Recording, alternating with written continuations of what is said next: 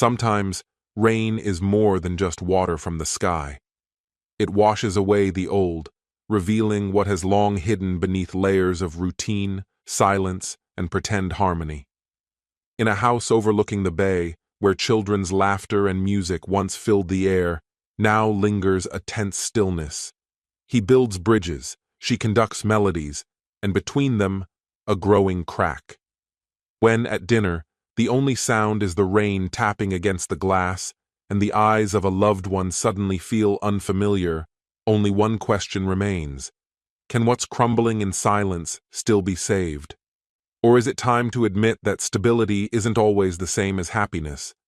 With every step, they draw closer to a point of no return. Yet it is there, at the edge, that the most honest choices are born. Hello, my friend. I'm so glad you stopped by my channel. If you're here for the first time, don't forget to subscribe and share this video with your friends or family. It really helps my channel a lot. Please tell me in which city or country you watched this video. I value every one of your comments. So, let's get started. The rain hammered against the tall windows of the Rutherford two-story home, perched atop a hill with a sweeping view of Puget Sound. October in Seattle was always dreary, damp, and overcast. Yet Travis Rutherford, just Travis to everyone, found a peculiar solace in the gloom. Seated at the rustic wooden table in their expansive kitchen, he sipped from a bottle of Rainier beer, his gaze occasionally drifting to his son, Oscar, who aimlessly prodded at his plate of chicken and mashed potatoes. Nearby, Camille, his wife, was busy at the stove, stirring a small pot, likely preparing a sauce for a meal to come.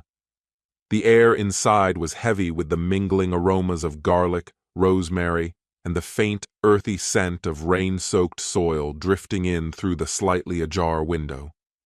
Travis leaned back in his chair, his gray eyes watching as Oscar methodically crafted a tiny tower of mashed potatoes, clearly more interested in building than eating. The 17-year-old seemed, as he had in recent weeks, lost in his own world, his headphones firmly in place. Their older children, Mitchell and Sabrina, had long since left home, Mitchell working as an engineer in Portland, and Sabrina attending the University of Washington. The house, once filled with the bustle of young voices, now felt unusually quiet, and Travis hadn't yet figured out how to fill the space left behind. "Are you planning to eat that, or just construct a monument?" Travis asked with a low, gravelly voice, the kind shaped by years of shouting orders on construction sites. Oscar glanced up, pulled one earbud out, and shrugged indifferently. "I'm not really hungry. Can I go to my room? I still need to do my algebra homework." Travis nodded, taking another swig of his beer. "Sure, but if Mrs. Navarro calls again tomorrow about those D's of yours, I'm confiscating those headphones." No joke. Yeah, Dad. I got it," Oscar muttered, grabbing his plate and disappearing from the room with the practiced speed of a teenager, trying to avoid further conversation. Camille turned from the stove, wiping her hands on a kitchen towel embroidered with musical notes, a Christmas gift from Sabrina. Her brown hair was pulled loosely into a bun, and though she appeared weary, Travis still thought she looked beautiful. Lately, however, he had noticed a subtle shift in her. She spoke less than she used to, and it left him unsettled. He missed the days when her energy would fill the house, when she would break into song or laughter at the drop of a hat. Camille sat across from him, a glass of white wine gently held in her hand. "He barely talks to us anymore," she remarked, her voice soft. Travis gave a nonchalant shrug. "Isn't that typical for a teenager? I mean, probably." He tried to sound casual, but inside, a small knot of uncertainty formed. "I wasn't exactly a joy when I was 17 either. I remember my dad almost throwing out my bike just because I skipped dinner to play football." Camille gave a faint smile, but it faded quickly. She took a sip from her wine glass, her gaze shifting to the rain running in streaks down the window pane. Travis sensed that there was more on her mind, but she struggled to find the words. He decided to gently prompt her. "You're awfully quiet tonight. Long day at school?" he asked, setting his beer down. Camille taught music at Ballard High, and October was usually the busiest month, full of rehearsals, performances, and parent-teacher conferences. Yet today, she had come home earlier than usual, and Travis noticed that she hadn't even bothered to play her usual music while cooking. "Not really," she replied, her fingers idly twisting the stem of her wine glass. "I'm just restless, Travis." He raised an eyebrow, puzzled.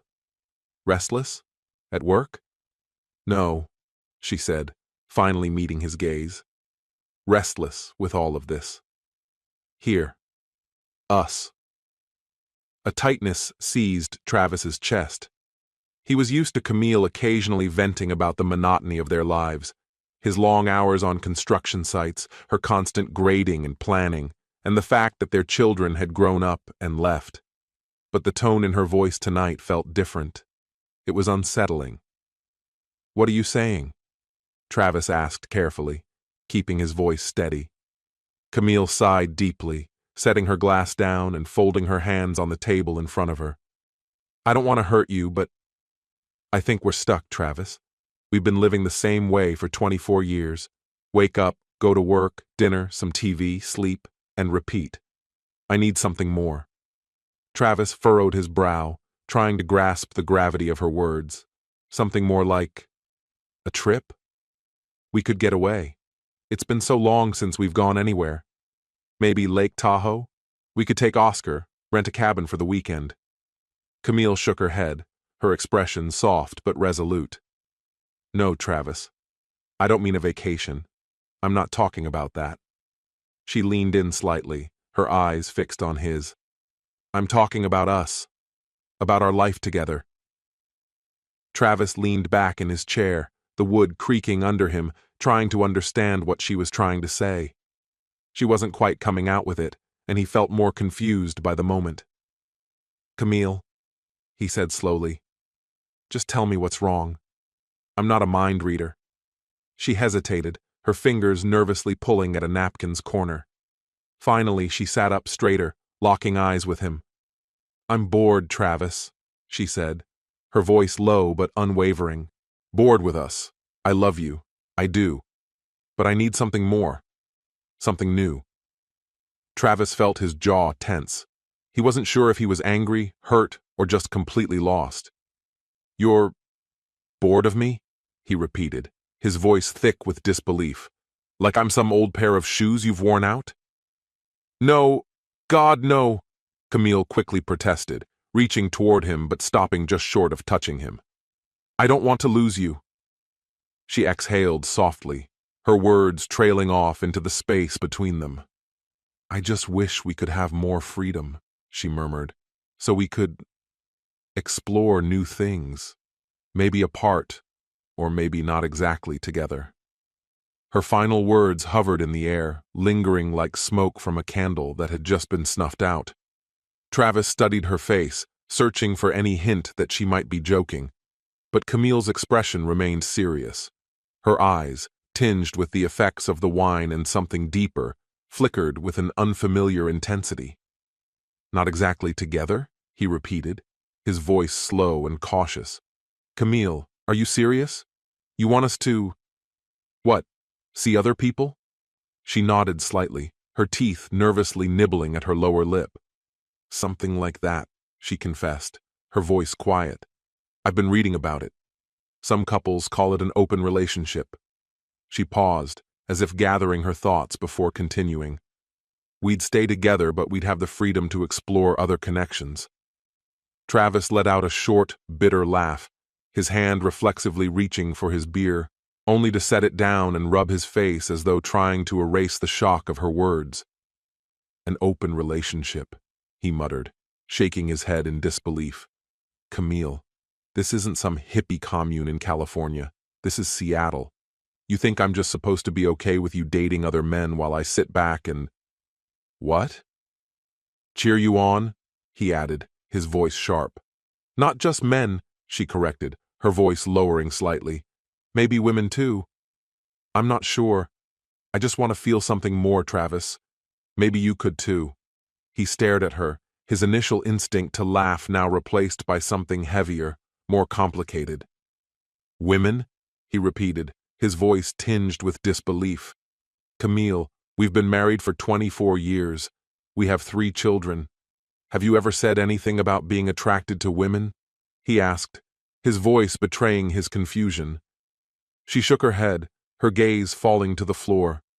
No, she whispered, but I've thought about it. Sometimes. Just fantasies. And then I started reading and watching things online, and I realized it might be more than just a fantasy. Travis stood up, his body stiff, unable to remain seated. He crossed the room to the window, staring out at the rain-soaked bay where the distant lights of ships flickered. His mind was spinning, trying to process what Camille had just shared with him. This was the same Camille who baked pumpkin pies every Thanksgiving. The woman who had taught their son Mitchell how to play Twinkle Twinkle on the piano. The mother who had cried when Sabrina left for college. Now she sat at their kitchen table, offering him this. Do you even realize what you're saying?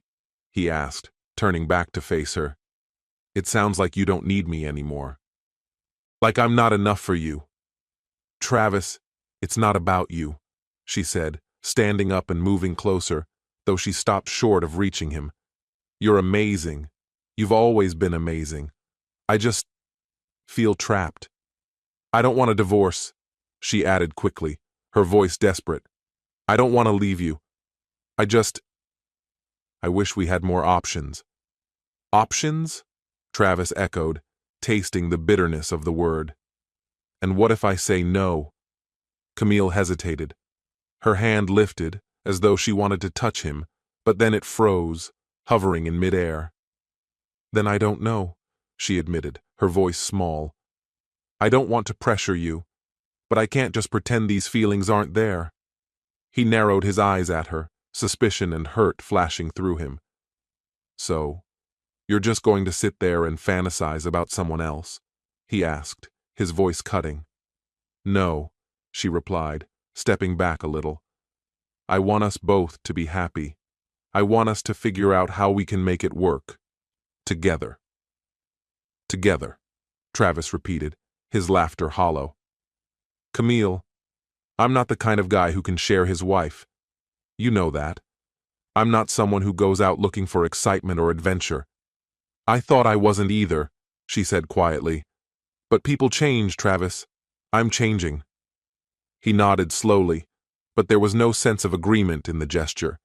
It was just a weary recognition of something slipping away. Returning to the table, he picked up his beer and took a long, slow drink. Camille watched him, waiting for him to speak, but he remained silent. The space between them filled with a heavy, uncomfortable quiet, thicker than the damp Seattle air outside. Let's just finish dinner, he said finally, sinking back into his chair. I don't want to argue about this tonight. Camille nodded stiffly. She turned back to the stove, switched off the burner, and sat down again, swirling her wine in her glass. They ate in silence, the sound of forks scraping plates and the soft, persistent tapping of rain, the only noises that filled the room. Travis pushed his food around on his plate, his appetite gone, his thoughts drifting back to the past, those noisy, lively dinners when the kids were still at home, arguing over chores, laughing at the dinner table. Now, even Oscar had moved out, leaving just the two of them to confront this unbearable conversation. Remember when we took Mitchell to Cape Cod? Travis suddenly asked, breaking the silence. You showed him how to drum out songs on that little plastic bucket. Camille's face softened into a smile. Yeah, he kept trying to eat sand, she laughed. And Sabrina was chasing after the crabs, screaming like they were attacking her, Travis added with a chuckle. I nearly tipped the boat over trying to haul in that net. You were the worst fisherman, Camille teased, laughing, but you were the best cook on the beach. The laughter faded, and once again a heavy silence settled between them. They looked at each other across the table, each feeling the weight of what had been said, of what had changed. For a brief moment, it felt as if everything could go back to normal, as if the conversation hadn't just happened. But then Camille's gaze dropped, and Travis knew. The past was gone. It wasn't coming back. "I don't want to lose what we have, Travis," she whispered, barely audible. "But I can't keep pretending that what we have is enough for me." He gave a brief nod as he finished his beer, the last of it slipping down with a quiet gulp. "I heard you," he murmured. "Just give me a bit of time to process everything, okay?" "Of course," she responded, though there was a hint of uncertainty in her voice. Travis pushed his chair away from the table, rinsed his plate, and wandered toward the living room. He switched on the television, keeping the sound at a low murmur, wanting only the distraction of noise to drown out the whirlwind of thoughts in his head. Camille remained in the kitchen, slowly sipping her wine while gazing absent-mindedly out into the dark. Outside, the rain began to pour harder, and in the distance, the low growl of thunder rumbled ominously. It felt like the kind of night that would stretch on endlessly, full of restless tension. The words Camille had spoken earlier still echoed through Travis's mind. Open relationship, freedom, experimenting. He struggled to reconcile these concepts with the woman he had known for so long, his Camille, his partner, the mother of his children for over 20 years. He couldn't shake the image of her as she had been when she said it, her brown hair a little disheveled, her eyes gleaming brightly from the wine, and something else there, something unnameable. It wasn't mere restlessness. No, this ran deeper than that, and the depth of it unsettled him more than he wanted to admit. From the kitchen, the sounds of her tidying up drifted toward him, dishes being stacked, the dishwasher door creaking open. Usually, there would be music playing, some old rock ballad or jazz, her voice mixing with the tunes, but tonight, the only sounds were the rain and the quiet steps she took as she moved around the room. Travis wondered if she was waiting for him to return and continue their conversation, or if, perhaps, she hoped he would stay away. The truth was, Travis didn't know what he wanted. Part of him longed to get up, take her in his arms, and promise that nothing would change.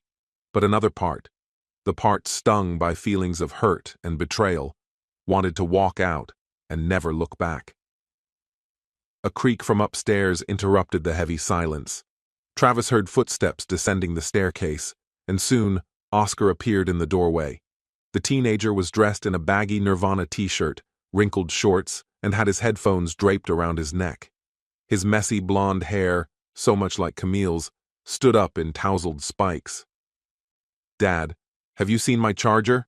Oscar asked, scanning the room with a distracted air. Travis gestured toward the coffee table by the window. "It's right there, where you left it yesterday.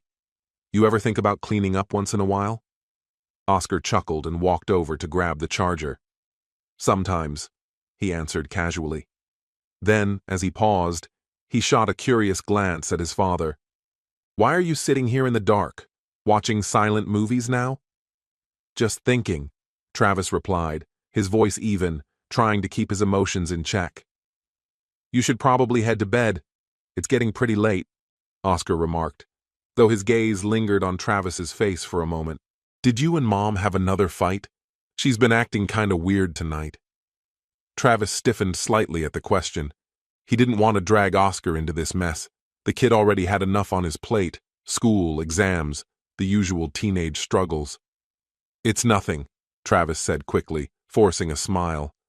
"We're just tired. Go on, don't worry about it." Oscar, still looking skeptical, gave a small nod. "All right," he muttered, before turning to head upstairs, leaving Travis to his thoughts. Leaning back against the sofa, Travis closed his eyes. He tried to pinpoint when things between him and Camille had started to unravel. Maybe it had been when Sabrina left for college 2 years ago, or when Mitchell had moved to Portland. The kids had always been their bond, their shared purpose. Now, with Oscar nearing adulthood too, it was just the two of them again. And somehow, that didn't feel like enough. The kitchen door swung open, and Camille entered the living room, drying her hands with a towel. She stopped just inside the room, pausing as if unsure what to do next. Her apron had been discarded, and she now wore a simple gray t-shirt and jeans, her usual attire for the house. In the soft light from the nearby lamp, she appeared younger than her 45 years, but there was a tiredness in her eyes that made the illusion fade. "Aren't you going to say something?" she asked, her arms folded across her chest. Travis opened his eyes and met her gaze. "What exactly do you want me to say?" he replied. "You blindsided me, Camille." She walked closer and sat in the chair across from him. "I didn't mean to hurt you," she said softly. "I just needed to be honest." "Honest," Travis repeated bitterly, setting his empty bottle on the coffee table with a soft thud. "So now honesty means asking me to share you with strangers? Is that really fair?" "Please don't start," Camille said, her voice sharp. "I'm not asking you to say yes right away. I just wanted to talk about it, like adults." Travis let out a dry laugh, the sound void of humor. "All right, let's talk." His voice took on an edge. "Do you really think I can just sit here and watch you date other men, sleep with them? You think that's just normal now?" Camille lowered her gaze, her fingers nervously twirling the corner of the pillow. "I don't know if it's normal," she admitted, her voice quiet. "I just know it's something I want to try. And I thought maybe you'd want it too." "Try?" Travis repeated, disbelief evident in his tone as he shook his head. "Camille, I don't want anyone else. I thought you didn't either. We made promises, remember? In church, in front of everyone. Till death do us part. Do you remember that?" She looked at him then, and for a brief moment, guilt flickered across her face. "I remember," she whispered, "and I'm not trying to break those vows." "I'm not talking about divorce, Travis," she continued, her voice trembling now. "I'm talking about expanding things, so we don't end up resenting each other." "Resenting," Travis repeated, his voice lowering to a near growl. "So you feel trapped with me, is that it?" "Not with you," Camille said quickly, shaking her head. Each day felt like a repetition of the last. Despite his deep love for Camille, Travis found himself yearning for something beyond the monotony. Restlessly, he rose from his seat and walked to the window, gazing at the rain that blurred the city lights across the bay, transforming them into indistinguishable streaks in the fog. His hands balled into fists, but he forced himself to relax, unwilling to let his frustration turn into a confrontation. He didn't want to cause a scene, but inside, a storm was brewing. "I need more than this," he said quietly, his eyes still fixed on the wet night outside. "What if I'm content with what we have? What if I don't need something else?" Camille stood up as well, walking toward him but stopping just short of where he stood, her eyes fixed on him. "Then say it," she challenged softly. "Tell me that this life, as it is enough. For both of us." Her voice trembled ever so slightly, and Travis turned to face her, seeing the raw emotion in her eyes. He hadn't been ready for the force of her words. He wanted to answer immediately, to declare that their stable home, their predictable life, was all he needed. But deep down, a nagging thought stirred, a memory of those fleeting moments when he caught himself noticing other women at work, their laughter, the grace in their movements. He always shoved those thoughts away, loyal to Camille, loyal to their marriage. But now, Camille had opened the door. "I don't know," he admitted softly, his voice betraying more than he intended. "Maybe sometimes I wonder, but that's not what I want. I'm not trying to destroy what we've built." "And neither am I," Camille said, moving closer. "I love what we have. I just can't keep pretending I'm not restless, that I don't want something different." Her words were careful, but steady. Travis looked at her, feeling a mix of anger and confusion swell within him. "And what exactly are you suggesting?" he demanded, his voice rising. That I sit here while you go off, doing who knows what? No, Camille replied firmly, shaking her head. That's not what I'm saying. I want this to work for both of us, if you want it too. I'm not trying to trap you or push you into anything. I want us both to be free. Travis let out a sharp laugh, one that was nearly manic. Free? He repeated, disbelief lacing his tone. Camille, listen to yourself. We're married. This is a family. This is about responsibility, about Oscar. He doesn't even know we're having this insane conversation. Lower your voice, she snapped, her eyes narrowing. I know what's at stake. I'm not walking away from Oscar or from you. I just don't want us to go through the motions, pretending everything's fine when it isn't.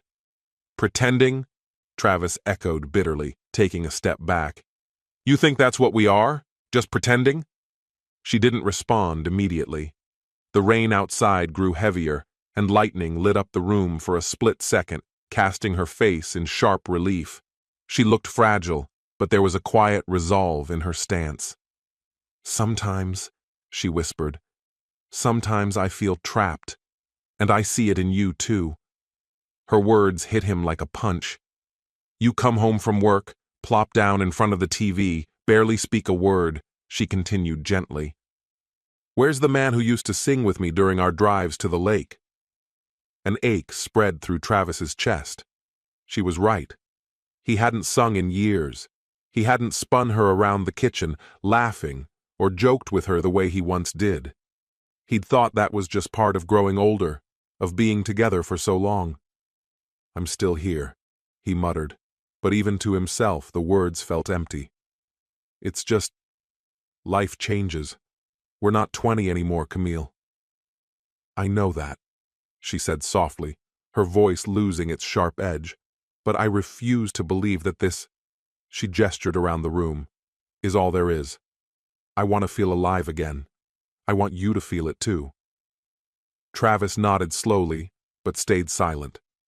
He sank back onto the couch, the muted TV showing Clint Eastwood taking down bad guys.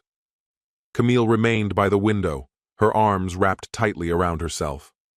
The silence stretched between them, dense and heavy, like the fog rolling over the bay. I'll think about it, Travis said after a long pause, his gaze fixed on the screen. But I'm not making any promises. That's enough, she replied, a trace of relief in her voice. Thank you. She turned and left for the kitchen, leaving Travis alone in the dimly lit living room. He grabbed the remote, turning the volume up. The sounds of gunshots and shouting filled the air, but they couldn't drown out the turmoil in his mind. He stared at the screen without seeing it, only Camille's face in his mind, her words echoing, and the foundation of his life seeming to crack under the weight of everything she had said. The morning in Seattle was as gray as ever, the clouds hanging low over the city, and the misty rain clinging to everything like a cold shroud. Travis Rutherford drove toward his office, the radio playing softly, the sound of Leonard Skynerd's Sweet Home Alabama unnoticed in the background. But Travis wasn't listening. His thoughts were still in the living room, replaying the conversation with Camille, her words about freedom, about needing something more. After she went to bed, he lay awake for hours, staring at the ceiling, his mind spinning. At breakfast, the space between them felt wider than ever. Camille silently poured her coffee. Travis grabbed a piece of toast and, with a curt, "See you," left without another word. The headquarters of Pacific Bridge Works stood in a sleek, contemporary building nestled within the heart of the South Lake Union District. Travis carefully guided his car into the underground parking garage, slung his backpack, packed with his laptop and bridge blueprints, over one shoulder, and took the elevator up to the 8th floor. Upon stepping out, he was greeted by the familiar smell of freshly brewed coffee and the sound of papers shifting. The distant hum of the city filtered in through the open windows, mingling with the noise of car horns and the soft swish of tires against wet streets. His desk, positioned next to a window, offered a sweeping view of Lake Union, where the sailboats swayed gently, though the overcast skies gave little warmth to the scene. Usually that view brought him peace, but today it barely registered. Travis tossed his backpack onto a chair, powered up his computer, and pulled up the plans for the Snoqualmie River Bridge project, a complex undertaking that had consumed his team's attention for the past few months. Diagrams, load calculations, and structural support charts filled his screen, his realm, where everything had a place. With a sigh, he reached for his reading glasses, something he'd grown to rely on despite his dislike for them, and immersed himself in the data. He needed to double-check the wind resistance calculations, a crucial element given Seattle's notorious storms. As the numbers and lines danced across his monitor, he jotted down notes and recalculated figures, briefly losing himself in the task. For a while, thoughts of Camille faded into the background. "Travis, you look like you haven't slept in days," came a voice from behind him. He turned to see Simone Mercer, an architect from his department, standing there. Her tousled blonde hair framed her green eyes, which glinted with mischief. In her hands, she held 2 steaming mugs of coffee and offered him one. "Thanks," he muttered, accepting the drink. "Didn't sleep much, huh?" she teased, perching on the edge of his desk. "You've been staring at that screen like it's holding the secrets of the universe. Something wrong with the bridge?" Travis shook his head, taking a cautious sip of the hot coffee. It was scalding, rich, and had a hint of cinnamon. The special touch Simone always insisted added a little extra warmth to their days. "The bridge is fine," he said. "It's my brain that's malfunctioning." Simone raised an eyebrow, folding her arms across her chest. She was dressed casually, dark blue sweater and well-worn jeans, simple yet effortlessly stylish. Family problems? Trouble with the kids? Or did Camille pull one of her usual stunts? She asked, clearly recalling some of Camille's past antics at company events. Travis nearly choked on his coffee. She had met Camille a few times, at late office nights, work parties, but it was clear she hadn't forgotten their interactions. "Are you reading my mind?" he joked, setting his coffee down. "Nope," she grinned. "You just look like someone ran you over. Come on, spill it. Or are you planning on sitting here brooding all day and scaring off the interns?" Travis leaned back in his chair, exhaling deeply. He hadn't planned to talk about it, especially not with a colleague, but Simone had a way of making him open up without feeling like he was being pressured. Honestly, he needed to talk before he lost it. "Okay," he said, rubbing his temples. "Last night, Camille told me she's bored with me, with our life. She suggested we open the marriage." Simone's teasing demeanor evaporated. She set her coffee mug down beside his, studying him with a serious look. "Open marriage?" she repeated. "As in seeing other people?" He nodded, his throat tight. "She says she doesn't want a divorce. She just wants more freedom. For both of us, supposedly." Simone let out a low whistle, leaning back in her chair. "Wow, Travis. That's a lot to process." "What did you say?" she asked after a pause. "I told her I'd think about it," he said, his eyes drifting toward the window. "But honestly, I don't know what to think. It's like someone punched me in the stomach. I thought everything was fine. A normal life, you know. But she feels trapped." Simone nodded slowly, her expression softening with empathy. "I can see why you're shaken up. How long have you two been together?" 24 years, Travis replied without hesitation. 3 kids, a mortgage, the whole suburban package. And now this. Simone shrugged, a gesture of nonchalance. "Maybe she's going through a midlife crisis. It happened to me. Granted, I was already divorced when it hit. Maybe she just needs space to figure things out." Travis studied her face, trying to determine if she truly believed it would pass. "Do you think it will?" he asked. She sounded like she was already set on it. She even mentioned women. Simone's eyes widened. "Women? Camille? I thought she was all about music and home life." "Yeah, so did I," Travis said bitterly. "But now she wants freedom. And here I am, clueless about what to do. Simone fell silent for a moment. Then, she jumped off the desk and motioned toward the hallway. "Come on," she said. "Let's grab some real coffee downstairs. You need to clear your head before you mess up the bridge plans, or strangle someone." Travis opened his mouth to protest, but then thought better of it. She was right. He wasn't going to get anywhere sitting there, stewing over it. He grabbed his jacket and followed her to the elevator. They descended to the ground floor, where a cozy coffee shop within the building offered the comforting scents of freshly baked pastries and strong espresso. Behind the counter, a tattooed barista worked the espresso machine with practiced ease. They grabbed their coffees and settled into their seats by the window, their eyes following the people rushing past, each one trying to escape the downpour with umbrellas held high. Simone took a sip of her drink before speaking. "All right, let's get this sorted. Do you love her?" Travis nodded without thinking. "Yes," he whispered. "I've always loved her. She's a part of me.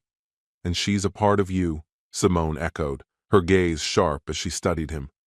"Yes," he repeated, his eyes dropping to the swirling contents of his cup. "But after what happened yesterday, I don't even know what that means anymore." Simone leaned back, letting out a quiet laugh. "I understand," she said. "My ex, Dylan, told me he loved me too, in his own way. Then I found out he was seeing not just the woman next door, but her friend and some gym acquaintance. He wasn't even trying to hide it." She waved her hand nonchalantly. "It's ancient history now." Travis's eyebrows shot up in surprise. He knew Simone had been through a divorce, but this was news to him. "Really?" he asked, disbelief in his voice. "How did you find out?" "Pure accident," she answered softly. He left his phone in the bathroom. "I wasn't snooping, but the screen lit up with all those messages. He didn't even try to hide it. I guess I was too caught up in my own stuff to notice sooner."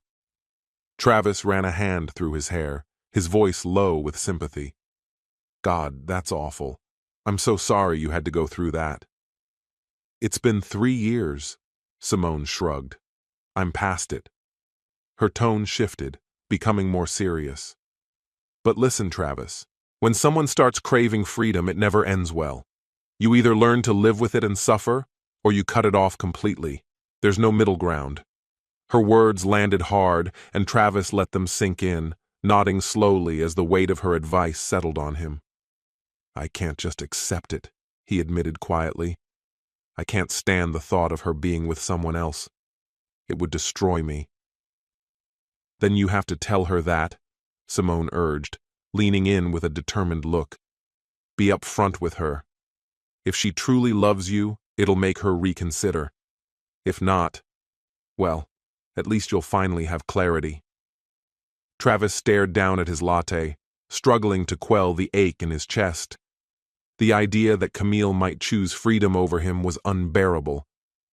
Her words had left him unsettled. After being together for 24 years, it felt like he no longer knew where he stood with her. "What if she's already seeing someone?" he whispered, barely audible. "The way she spoke yesterday? It felt more than just idle talk," he added, the knot in his stomach tightening. It sounded like she might already have someone in mind. Simone's face tightened, her fingers briefly pausing over her mug. "Wait," she said, her voice sharp. "Are you telling me you think she's already involved with someone else?" "I don't know," Travis admitted, rubbing his face. "Maybe I'm just reading into it. But she mentioned reading up on it, watching videos. What if it's already happening?" "Travis, if that's what's going through your head, you have to confront her," Simone said, her voice growing more insistent. "Guessing and second-guessing won't do anything but eat you alive." He nodded, but his insides twisted painfully. Should he really confront Camille directly? Was he prepared for the truth that could come from it? "Maybe you're right," he said after a long pause. "But I don't know if I can handle it.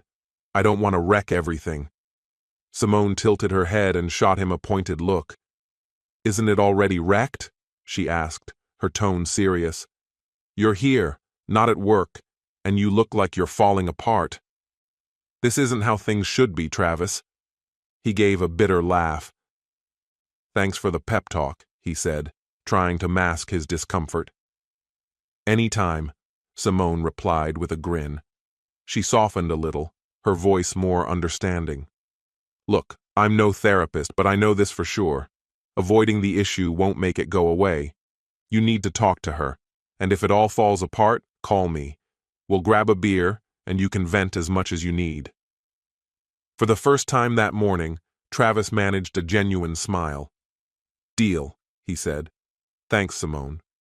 They finished their coffee and stood up, heading back to their respective routines. Meanwhile, Camille Rutherford slid her Subaru Outback into a parking spot outside the Capitol Hill Arts Center, a cozy brick building that glowed warmly against the rain-drenched streets. A couple of months earlier, after Sabrina had left for college and Oscar started retreating into his room, Camille had signed up for a photography class. She needed something of her own, something beyond the constant cycle of teaching music and managing daily chores. Adjusting the strap of her bag, which held a notebook, pen, and a small journal, Camille made her way inside. The air inside smelled of fresh paint and coffee. The walls were adorned with student art, watercolor paintings, collages, and black and white photographs. Climbing the stairs to the second floor, she pushed open the door to her class. The room was small, a long table cluttered with tripods, cameras, and worn-out photography magazines. About a dozen students were scattered around, some chatting quietly, others absorbed in their phones. Camille chose a seat by the window. Outside, the neon lights from nearby bars and cafes flickered across the rain-soaked pavement, casting a kaleidoscope of reflections in the puddles. "Hey, Camille, you're right on time today," Elise greeted, a lively woman with fiery red hair sitting next to Camille. Elise was attending the class just for fun and often went on about her escapades through Italy. "I'm trying," Camille replied with a grin, casually shrugging off her coat. The temptation of a quiet evening at home with a glass of wine and her favorite TV show had been strong. "I get it," Elise chuckled warmly. "But you wouldn't want to miss meeting the new instructor. I hear he's quite a character. Dominic Hawthorne. Ever heard of him?" Camille shook her head. "No, can't say I have." "I don't know much about photographers myself," Camille admitted, her voice light. "I just want to figure out how to capture something beautiful." At that moment, the door swung open, and a man stepped into the room. Camille noticed him immediately. He was slender, his black hair a bit unruly, and there was a faint shadow of stubble along his jawline. He wore a worn leather jacket over a black t-shirt and faded jeans, with a backpack slung over one shoulder. In his hand, he held an old Canon camera dangling from a frayed strap. His dark eyes scanned the room before a crooked but relaxed smile spread across his face. "Hey, everyone," he greeted, tossing his backpack onto a nearby table. "I'm Dominic Hawthorne, your new instructor. Miss Lindsay's moved on to New York, so you're stuck with me now." A ripple of laughter spread through the group, and Camille felt an unexpected lift in her chest. There was something about his voice, lively and full of energy, that felt like a refreshing change from the dull, monotonous lectures she was accustomed to at work. Dominic began to outline the day's agenda. They'd cover the basics of composition and lighting, and then take their cameras out for some hands-on experimentation right in the classroom. He switched on the projector, and his photographs appeared on the screen. The images were in black and white. Street corners in Seattle, spontaneous portraits of strangers in cafes, hazy figures blurred by rain. "This one's from last winter, near Pike Place," Dominic said, pointing to an image of a fisherman casting his net in the drizzle. The lighting was terrible that day, but the shadows made it work. Photography isn't about perfect conditions. It's about the feeling you get when you take the shot. Camille tilted her head thoughtfully, intrigued. She appreciated the way he spoke, passionate, but never overbearing. Opening her notebook, she pretended to take notes, though her pen mostly danced across the page in small doodles. As Dominic wrapped up the lecture and suggested they start taking photos, Camille stood up and wandered toward the window. Outside, the streetlights shimmered in a puddle, and she instinctively lifted her camera to capture the scene. "Not bad," a voice remarked behind her. Startled, Camille turned to find Dominic just a few feet away, his eyes narrowing slightly as he examined her camera. "Really?" she asked, her cheeks warming. "I'm pretty new at this." "It doesn't matter," he replied with a grin. "You've got the eye. You notice the light instead of just hitting the shutter." Camille lowered her camera, unsure. "I'm still figuring out what inspires me. Maybe music?" "I teach music," she added, almost apologetically. "I guess I'm used to picking up rhythms, and photography feels a bit like that too, capturing moments in pictures instead of sound." Dominic's eyebrows shot up and his grin widened. "Music, huh? Cool. What kind?" "All kinds," Camille replied, feeling more at ease. "Mostly jazz, Bill Evans, Miles Davis, sometimes classical if I'm in the right mood, Bach if I'm feeling a bit melancholy." "Bill Evans," Dominic said, nodding with approval. "Waltz for Debbie is one of my favorites. You've got great taste." Camille smiled back, feeling a subtle yet undeniable connection between them. "Thanks," she said. "What about you? What do you listen to when you're shooting?" "A little of everything," Dominic said with a casual shrug. "Nick Cave, Radiohead, it all depends on the mood, but jazz is always a safe bet. It's like photography, lots of room for improvisation." Camille nodded, holding his gaze a moment longer than she intended. His dark eyes, nearly black, held a warmth she hadn't expected. The rest of the class seemed to pass in a blur. Dominic moved through the students, offering tips and light-hearted banter. Camille took a few more shots, the shadow of a chair beneath a lamp, Elise's reflection in the glass near the door. When the class ended, Camille began gathering her things, ready to head out. But then she heard his voice calling her name. "Camille, right?" Dominic caught up with her in the hallway. "Want to grab a glass of wine? I usually go to a bar across the street after class.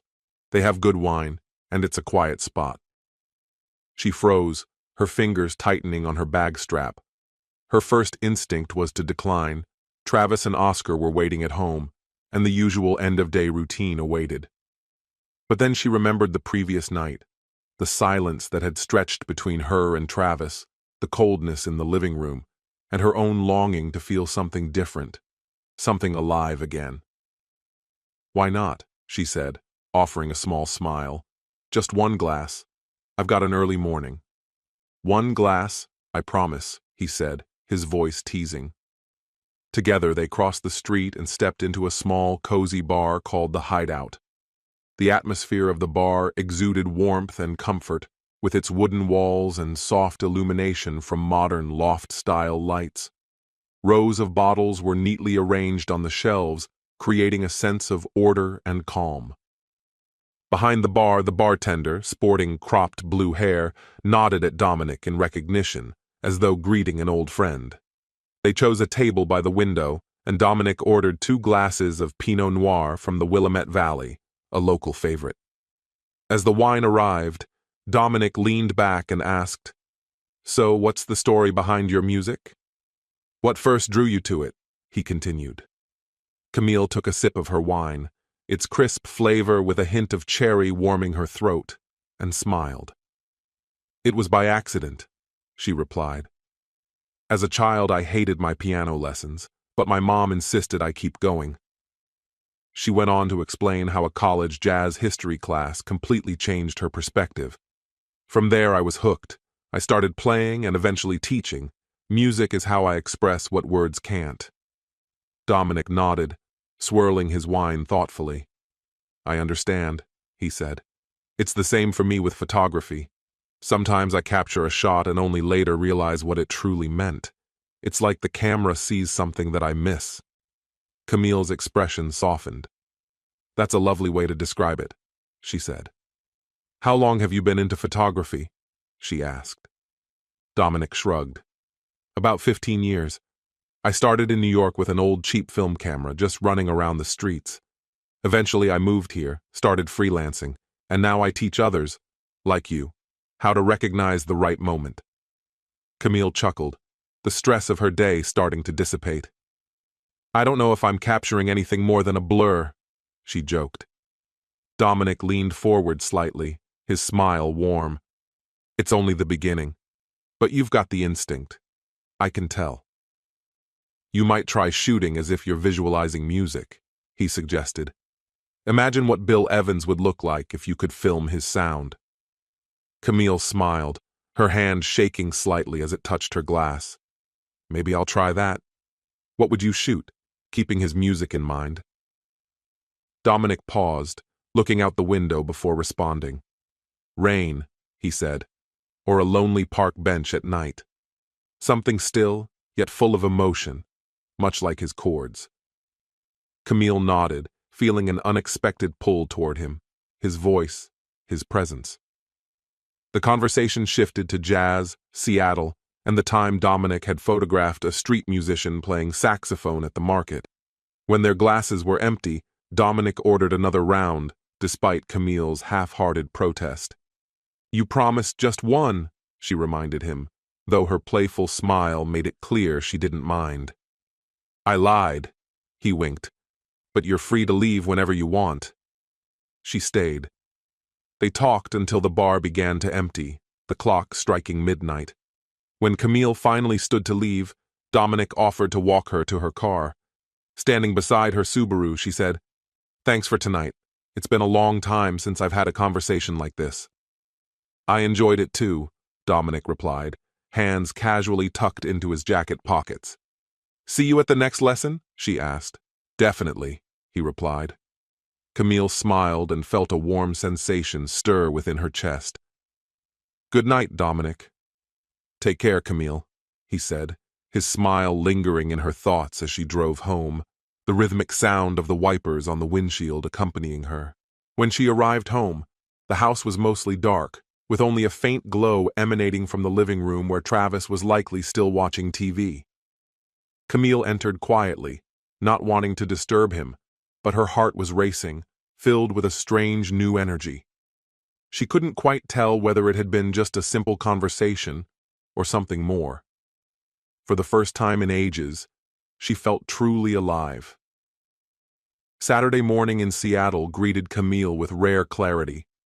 The sky was a soft blue, and sunlight shimmered on Puget Sound, turning the water into a gleaming silver.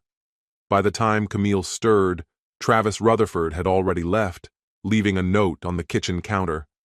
Gone for a walk. Back for dinner. Travis had climbed into his truck and driven to the waterfront near Myrtle Edwards Park, seeking the space he needed. Fresh air to clear his mind, which kept echoing Camille's words. He parked near the shore, grabbed an old jacket from the back seat, and walked down the gravel path. The sea breeze, sharp and salty, pushed restless waves to the rocky shore. Gulls cried overhead, and ferries drifted lazily toward Bainbridge and Bremerton. With his hands buried in his jacket pockets, Travis walked past joggers and cyclists in bright colors. The only sounds were the waves lapping at the shore and the distant honking of a ship's horn. This silence was the peace he sought, a place to think. Camille's words kept replaying in his head. I'm bored with you, Travis. I want freedom. I need to experiment. They hit him like the waves crashing against the rocks. He couldn't figure out how things had gone so wrong. 24 years, 3 kids, a home they had fought for, perched above the bay. He thought they had built something solid, like the bridges he designed for a living. Yet now, Camille spoke of feeling trapped, and the shame gnawed at him. Travis came to a stop at a weathered bench facing the water. He recalled the evening when their paths first crossed, a warm summer night in Tacoma, a place he had called home back then. He was 22, freshly graduated from engineering school, and working part-time at a construction site. Camille, a 20-year-old music student, was seated at the piano in a charming cafe he frequented with friends. She played Gershwin's Summertime, her fingers flowing over the keys with effortless grace, her brown hair swaying gently across her face as she played. He couldn't look away. After her performance, he approached her, beer in hand, and blurted something silly like, "It's like you know all my secrets." She laughed, and within a week, they were walking hand in hand along the Tacoma waterfront. He sat on a bench, feeling the cold wood press through his jeans. In that moment, everything seemed simpler. They were young, deeply in love, full of hope and dreams. Just a year later, they quietly wed in a small church with a view of the bay. 2 years later, Mitchell arrived, then Sabrina, and eventually Oscar. Each child brought joy, but also worries. Travis remembered Camille singing lullabies to Mitchell while rocking him in their first apartment, teaching Sabrina how to play Twinkle, Twinkle on a toy piano, and how she laughed when 3-year-old Oscar tried to blow into her flute. These were the moments that made up their shared life. Yet now, Camille seemed to be searching for something else. "Freedom," he muttered to himself as he gazed at the ferry drifting toward the horizon. What did that even mean? He pulled out his phone and scrolled through a photo album. There were pictures of Camille with the children at ocean shores, of him and Mitchell fishing, and of Sabrina proudly holding her high school diploma. He flipped through the images, his throat tightening. The last one was taken just a couple of months ago. Camille and he were in the backyard, glasses of wine in hand. She smiled, but now he noticed how distant her eyes seemed, as if she was already somewhere far away. Perhaps he hadn't wanted to see it before. Travis stood up and walked further down the shore, the path curving toward the pier. The wind picked up, tugging at his jacket, and he raised the collar to shield himself from the cold. He tried to imagine what it would be like to grant her wish. Camille going on a date, laughing, returning home with that spark in her eyes that had been absent for so long. What did that make him? Was he the one sitting at home, beer in hand, watching TV? Or was he out there searching for someone too? He thought of Simone at work, with her striking green eyes and blunt manner. She was attractive, intelligent, but the idea of going on a date with her felt completely wrong. He didn't want that. He wanted Camille, the Camille he once knew. "I can't," he whispered, stopping at the pier's edge. Below, the water churned, dark and cold. "I can't share this. I don't want to." He leaned against the railing, his eyes fixed on the horizon where the sea met the sky. His thoughts drifted to their honeymoon. They had rented a cabin by Lake Crescent, a small place by the water. Camille had coaxed him into swimming in the cold lake at night, and they had laughed as the chill quickly numbed their skin. Afterwards, they sat by a fire, wrapped in a single blanket, and he could feel her warmth, her breath against his neck. In that moment, he believed their love would last forever. But now, doubt lingered. Travis reached into his pocket and pulled out a small stone he had picked up along the path, tossing it into the water. He watched the ripples spread, disappearing into the dark waves. Maybe Camille was right. Maybe they were stuck. He tried to remember the last time he truly felt alive, as she had described it.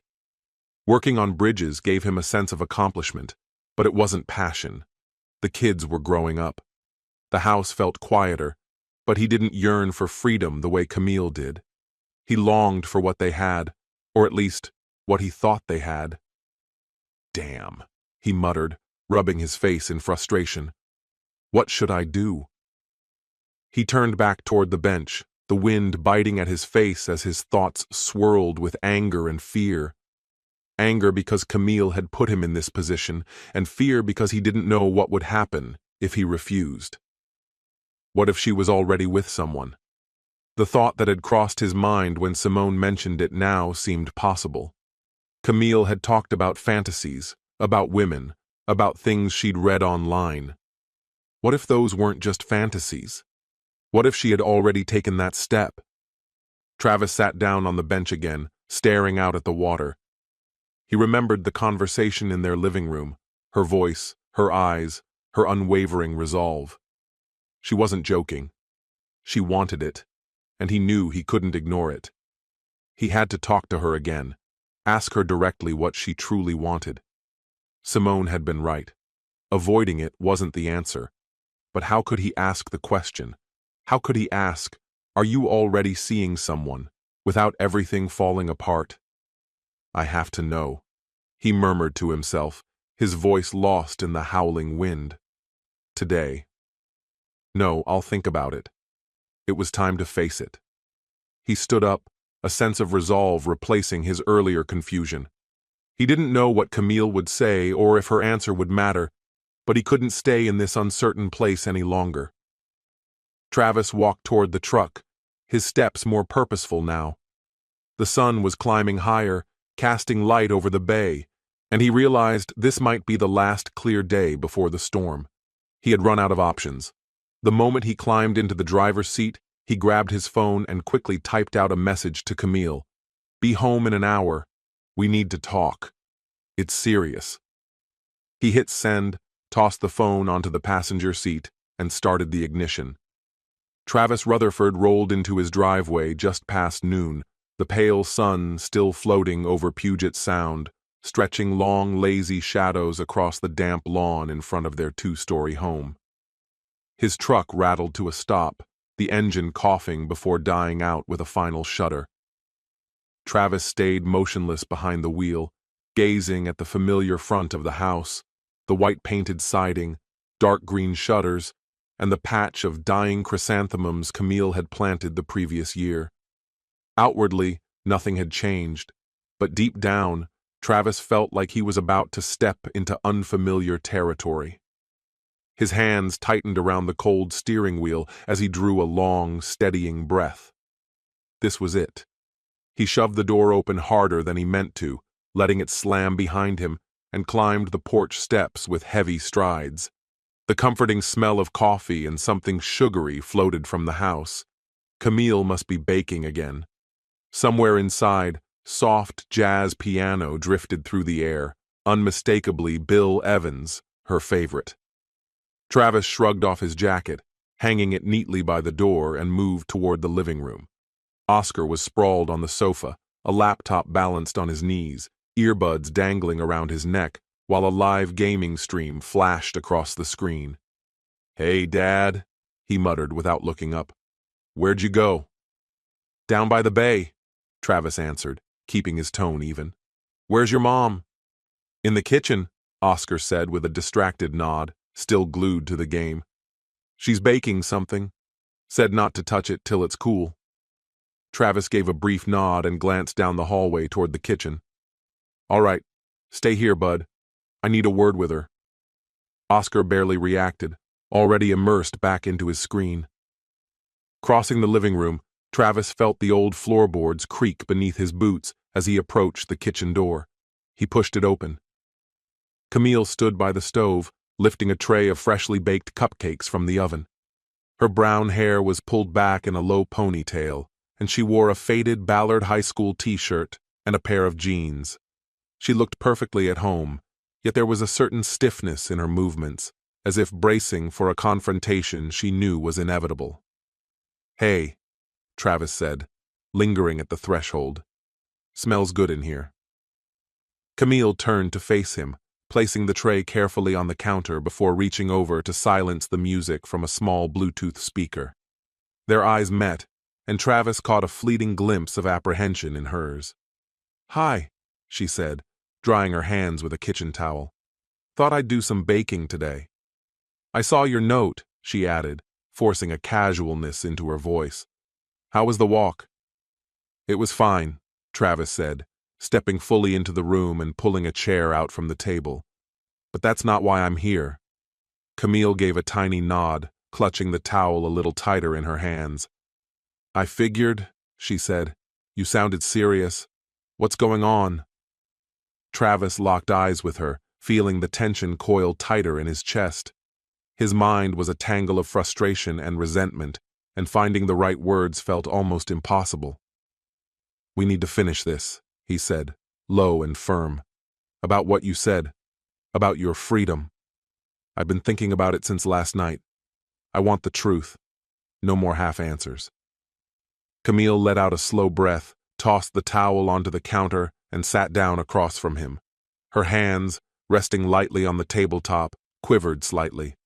"Okay, Travis," she said, her voice measured but remote. "I didn't mean for it to get this serious. But if you need to hear it, I'll tell you." "Good," Travis said, crossing his arms over his chest. "Start by telling me exactly how far this goes." Camille hesitated for a second, her eyes flickering away before steadying on his. "I'm not just fantasizing, if that's what you're thinking," she said. "There's someone.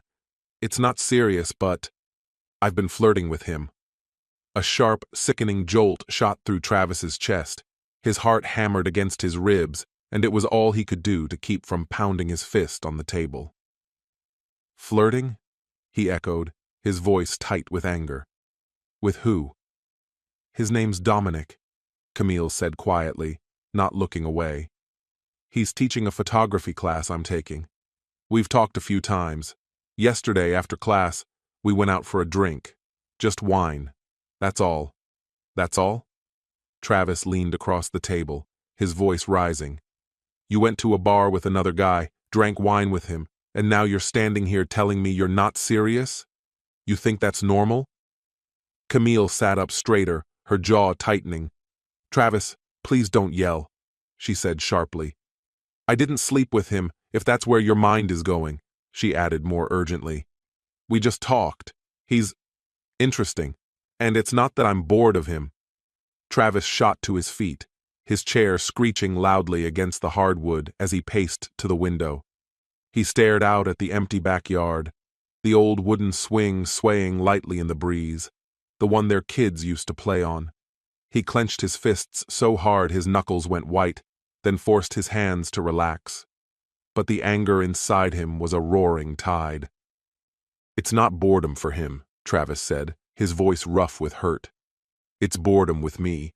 You sit here, you bake cupcakes, and then you run off and flirt with some photographer because I'm apparently not enough to keep you entertained.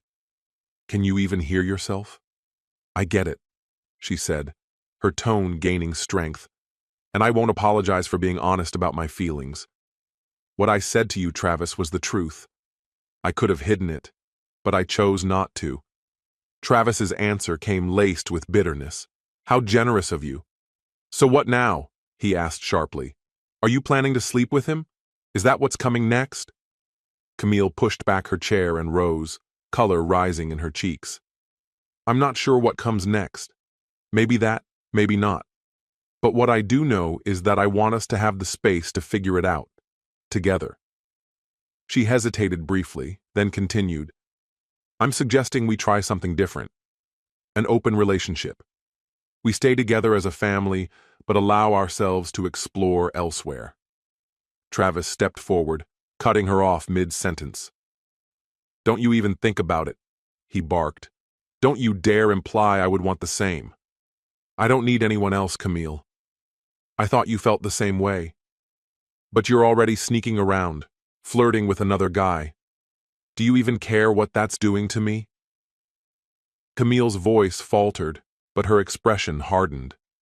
Her eyes gleamed, not with regret, but with determination. "I never meant to hurt you," she said after a heavy silence.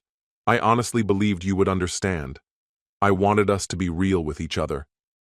I still love you, Travis." Travis let out a dry, humorless laugh and shook his head slowly. "Love? This doesn't look like love to me. It looks like you're bored and looking for an exit. Does this Dominic guy even know you're married?" Camille's mouth tightened as she lowered her gaze. "No," she admitted in a small voice. "He doesn't know. It's just conversations for now. But yes, I like him. I'm not going to lie about that either." Something twisted painfully inside Travis. He said nothing. Instead, he turned away and made for the door that led to the garage, his back rigid with tension. "Where are you going?" Camille called out, her voice shaking. "I need some space," he said without looking back. "And I can't find it here, with you." He shoved open the door and descended into the garage. The cool, musty air carrying the scent of oil and old wood greeted him and helped calm his fraying nerves. In the corner, gathering dust, was the wooden boat he had started restoring a decade ago, an unfinished dream. The hull was weathered, the paint peeling in long strips, and the oars lay abandoned against the wall. Travis switched on the overhead light, grabbed a hand plane, and began running it along the boat's edge, even though his mind was miles away. He needed something, anything, to focus on, besides the wreckage of his marriage. Upstairs, he heard Camille's hesitant footsteps before she stopped at the top of the stairs. "Travis, can we just talk? No shouting?" "I'm not yelling," he said gruffly, still working the plane against the wood. Shavings curled to the floor as he spoke. "I just can't stand listening to this right now. You flirt with someone else and think you're offering me a gift." "This isn't betrayal," Camille said quietly, stepping cautiously down a few steps. "I haven't crossed that line. I haven't lied to you." Travis whirled around and slammed the plane onto the workbench, the loud crack making Camille flinch. "You really think this isn't betrayal? Do you honestly think I'll be okay with you being with someone else? Do you even understand what you're asking me to accept?" Camille's voice softened even further. "I think I do. But the truth is, I can't pretend anymore either," she went on, her voice trembling. "I still want us, Travis. I still want what we have. But I also want this other part." Travis stared at her, his gray eyes filled with a wounded fury. "You can't have both, Camille. I won't live like that. And if you can't see that, then maybe you really need to think about what you're choosing." Camille's hands balled into fists at her sides, but she said nothing more. She turned away and walked slowly back upstairs, closing the door with a quiet click. Later, Camille Rutherford sat parked in her Subaru outside an old warehouse turned into artist studios. The building was squat and crumbling, its large windows casting a warm, inviting glow onto the wet asphalt. She had signed up for another photography consultation session with Dominic Hawthorne, just like he had advertised online. Her hands gripped the steering wheel tightly, Travis's angry words still echoing in her head, the accusations, the slammed door, the hurt in his voice. She hadn't seen him since he had left for work that morning, his only sign of presence an empty coffee mug by the sink. Camille drew a deep breath, trying to steady her pulse. She told herself this was just about photography, composition, lighting techniques, nothing more. Yet deep down, she knew it wasn't just about pictures anymore. Her camera bag lay in the passenger seat. Gathering her courage, she grabbed it and stepped into the rain, pulling her hood up against the drizzle. At the studio entrance, she pressed the button next to the nameplate, D. Hawthorne, 3rd floor. The intercom crackled before his voice came through. "Camille?" "It's me," she said, doing her best to sound nonchalant. There was a buzz as the door unlocked, and Camille slipped inside. The hallway air was heavy with the scent of mildew and ancient timber, and each time her sneakers touched the steps, the old floorboards let out a groan. When she reached the 3rd floor, she spotted Dominic waiting at the entrance of his studio. His perpetually messy hair framed his face, and he wore a dark shirt with the sleeves pushed up, along with a pair of faded jeans. A grin broke across his face, lighting a spark in his deep-set eyes. "Glad you made it," he said, stepping aside so she could enter. "The weather's miserable," he added. "I half expected you might bail." "I'm used to rain," she said, pushing back her dripping hood and giving her damp hair a quick shake. "In Seattle, rain is practically part of the landscape." "Exactly," Dominic chuckled, swinging the door shut behind them. "Come in. It's warm and dry here. I've got coffee if you want some." The studio was spacious, with towering ceilings and rough brick walls.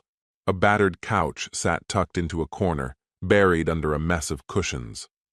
The walls were lined with shelves crammed full of books, vintage cameras, and stacks of old films. A large table was scattered with photographs, while striking black and white prints of city streets, anonymous faces, and abstract scenes covered the walls. Near the window, a tripod stood ready, the lens focused outward, documenting the rain weaving patterns on the glass. Soft, melancholic music, Nick Caves into my arms, whispered from speakers nearby. "This place is incredible," Camille said, turning slowly as she took it all in. "It feels like a piece of you." Dominic laughed lightly. "Welcome to my chaos. Coffee first, or should we dive right into it?" "Coffee, please," she said, dropping her bag onto the couch. "Black, no sugar." He gave a nod, poured 2 mugs, and passed one to her. When their fingers brushed, a warmth spread up her arm, and it had little to do with the coffee itself. They both settled at the cluttered table as Camille pulled out her camera and a small stack of photos from her latest assignment. "Here," she said, laying them out carefully in front of him. "I tried to apply your advice, but I'm not sure I pulled it off."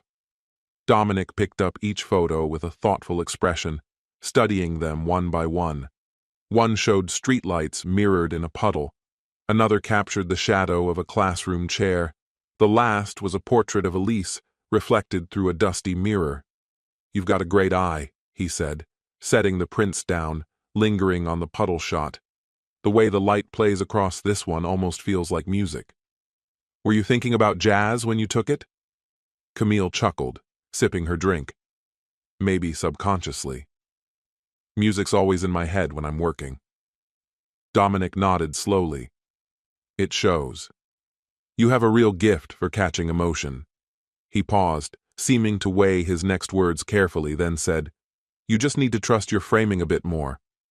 Want me to show you a few tricks?" Camille's pulse quickened.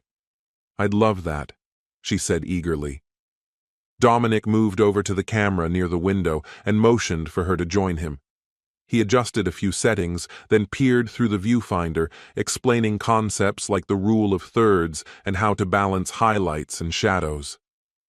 Camille stood close, listening intently to the calm certainty in his voice. When their shoulders touched, she made no move to step away. Once he finished, he turned toward her, their faces separated by just a few inches. "Your turn," he said, smiling slightly and stepping aside, while keeping his gaze locked on her. Camille leaned into the camera, adjusting her stance as she peered through the lens. The blurred rain softened the streetlights outside, casting a dreamy glow. She pressed the shutter, the satisfying click filling the room. Straightening up, she smiled at him. "I think that one worked." "Let's see," Dominic said, stepping closer. He took the camera from her hands, studied the shot, and gave an approving nod. "This is excellent. You're ready to shoot beyond just coursework." "Thanks," Camille said, feeling a sudden flush of pride at his words. Dominic's smile widened. "It's well-deserved." For a moment, they simply stood there, the air between them charged. Another Nick Cave song, the Ship Song, began playing, its slow, aching melody wrapping around them. Camille sensed something shifting, building, as though the room itself was holding its breath. Dominic stepped closer, his fingers grazing her elbow. "You okay?" he asked softly. "You seem a little far away." "Yeah," she answered, her voice tight and shaky. "Just a lot on my mind. If you want to talk about it, I'm here," he said, his fingers lingering lightly on her hand. Camille met his gaze, feeling herself being drawn in by the dark pull of his eyes. She knew she should retreat, think about Travis, their shared life, the familiar rhythm she had always relied on. But instead she inched nearer, her breath catching painfully in her chest. "Maybe later," she whispered, her voice barely audible. A slow, almost dangerous smile spread across Dominic's lips. And then, without hesitation, he leaned down and kissed her. It started tentative, uncertain, but quickly deepened into something urgent, consuming. His hands found her waist, while her fingers threaded into his hair, and suddenly everything inside her combusted, guilt, longing, relief all exploding at once. It wasn't like it was with Travis, There was no safety, no predictability. This was raw, untamed, and terrifying. She broke away first, gasping for air, her cheeks burning. "I'm sorry," Dominic murmured, though there was no apology in his tone. Camille took a quick step back, cutting him off. "Don't be." Camille felt adrift, completely untethered.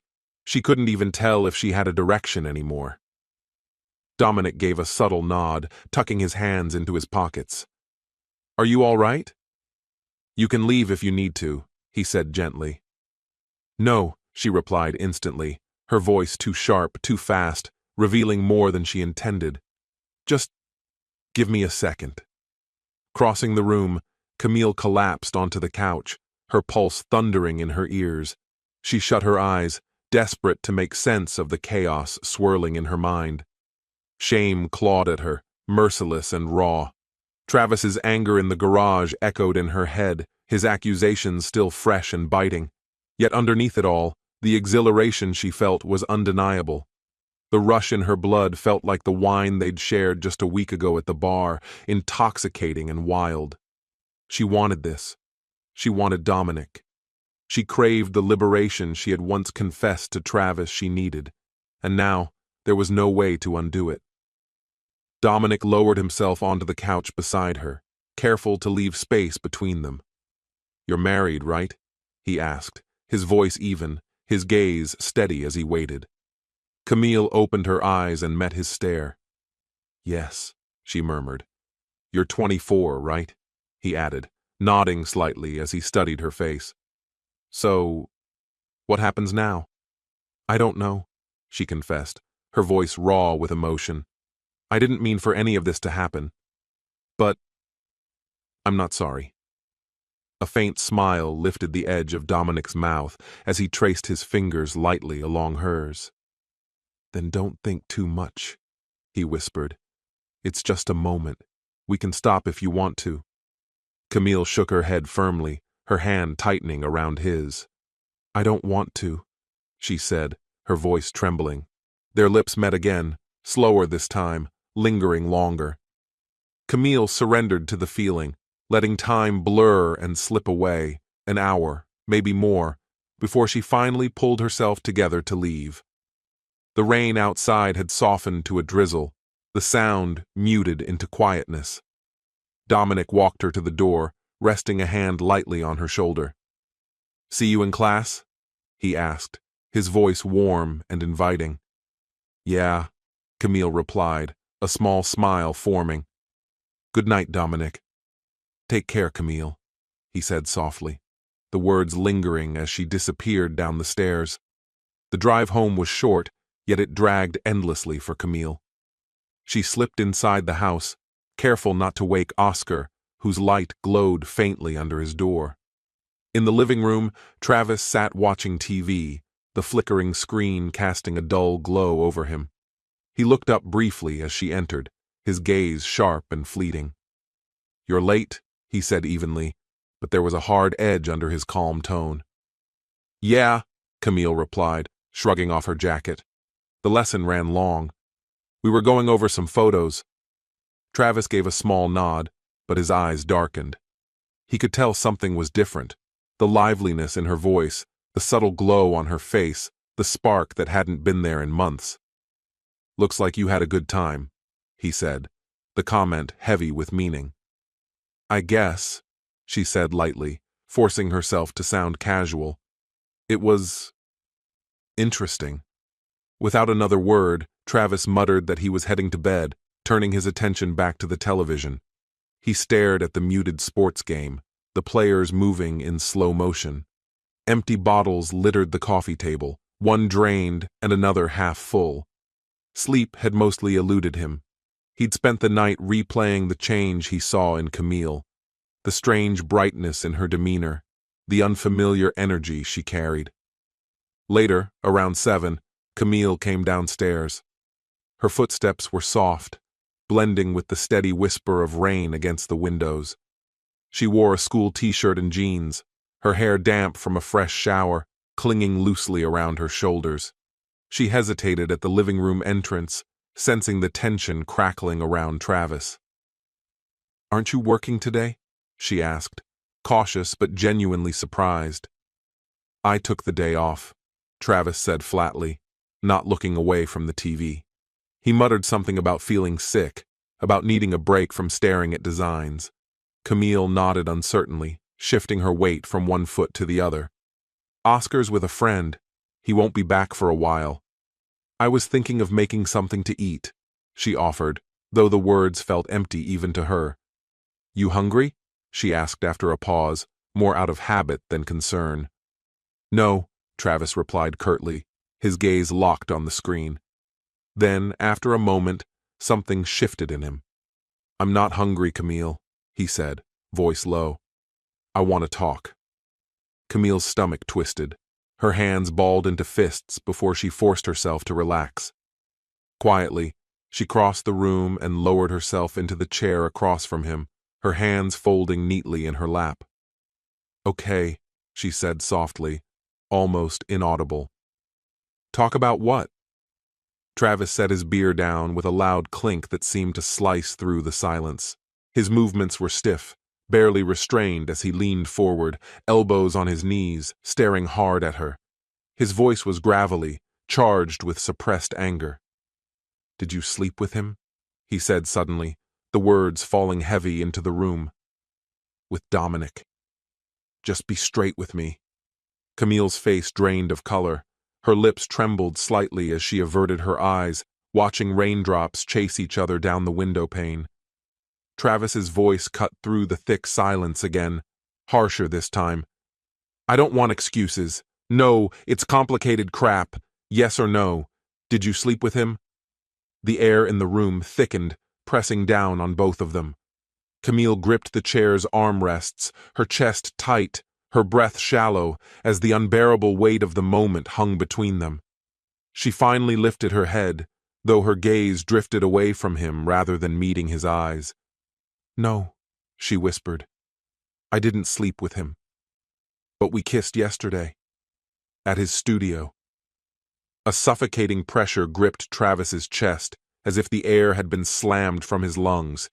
He rose abruptly, the chair groaning beneath him, and walked stiffly toward the window, presenting his back to her. His fists clenched tightly, fingernails digging painfully into his palms. Though he had dreaded this admission, though part of him had anticipated it, hearing the truth spoken aloud still hit him like a physical blow. You kissed him, he echoed, his voice shaking with fury.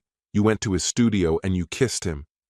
What else? He pressed, his tone sharp and demanding. What aren't you telling me? Nothing, she said, louder now, her voice edged with urgency. That's it. It just happened. I didn't go there with any intention, she added, her words breaking apart.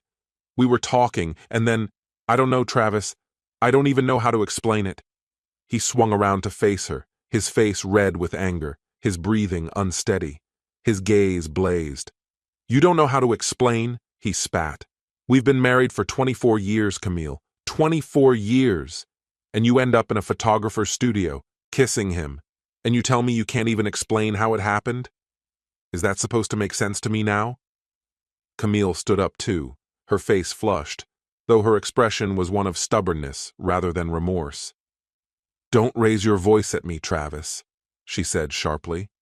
I'm not sorry for needing more. I told you I needed something to change. You knew it. I knew, he said, stepping closer to her. But what I didn't know, he continued bitterly, was that while you were telling me you needed freedom, you were already sneaking off to him. First flirting, now kissing. What's next? Are you going to sleep with him and tell me that just happened too? Her voice went cold. Maybe I will, she said, if you won't even let me be honest with you. I offered you a compromise, Travis. And you know what? He rasped, his voice raw. He stood frozen, her words, maybe I will lie down with him, echoing mercilessly in his mind, tearing something vital apart inside him. A scream pressed against his throat, a desperate urge to grab her, shake her, make her understand the devastation she was causing. But instead, he just felt a profound, immovable sorrow settle inside him, heavy and dead. Compromise, he muttered. You call that a compromise? I call it betrayal. You've already chosen, Camille, and it's not me. She moved toward him, reaching out hesitantly, but he recoiled, as though her touch was fire. Travis, please, she said, her voice cracking. I don't want to lose you. I still love you, but I can't live the way we used to. I want us, but I want this too. There's no us if this is part of it, he said, his voice hard as steel. You can't have both, and I'm not going to stand here and watch you try. He turned on his heel, grabbed his jacket from the wall, and headed for the door. Camille rushed after him, desperation in her steps. Where are you going? She cried, her voice breaking. Travis, don't just leave. Talk to me. I can't breathe here, he said, never looking back. I need to get out. Don't wait up. He yanked the door open, and a sharp, salty wind whipped against him, carrying the scent of rain and the sea. Without hesitation, he descended the porch steps, climbed into his truck, and started the engine. The vehicle roared to life, and he pulled away from the house without a destination in mind. It wasn't until he reached a small harbor, several miles away, that he finally slowed down.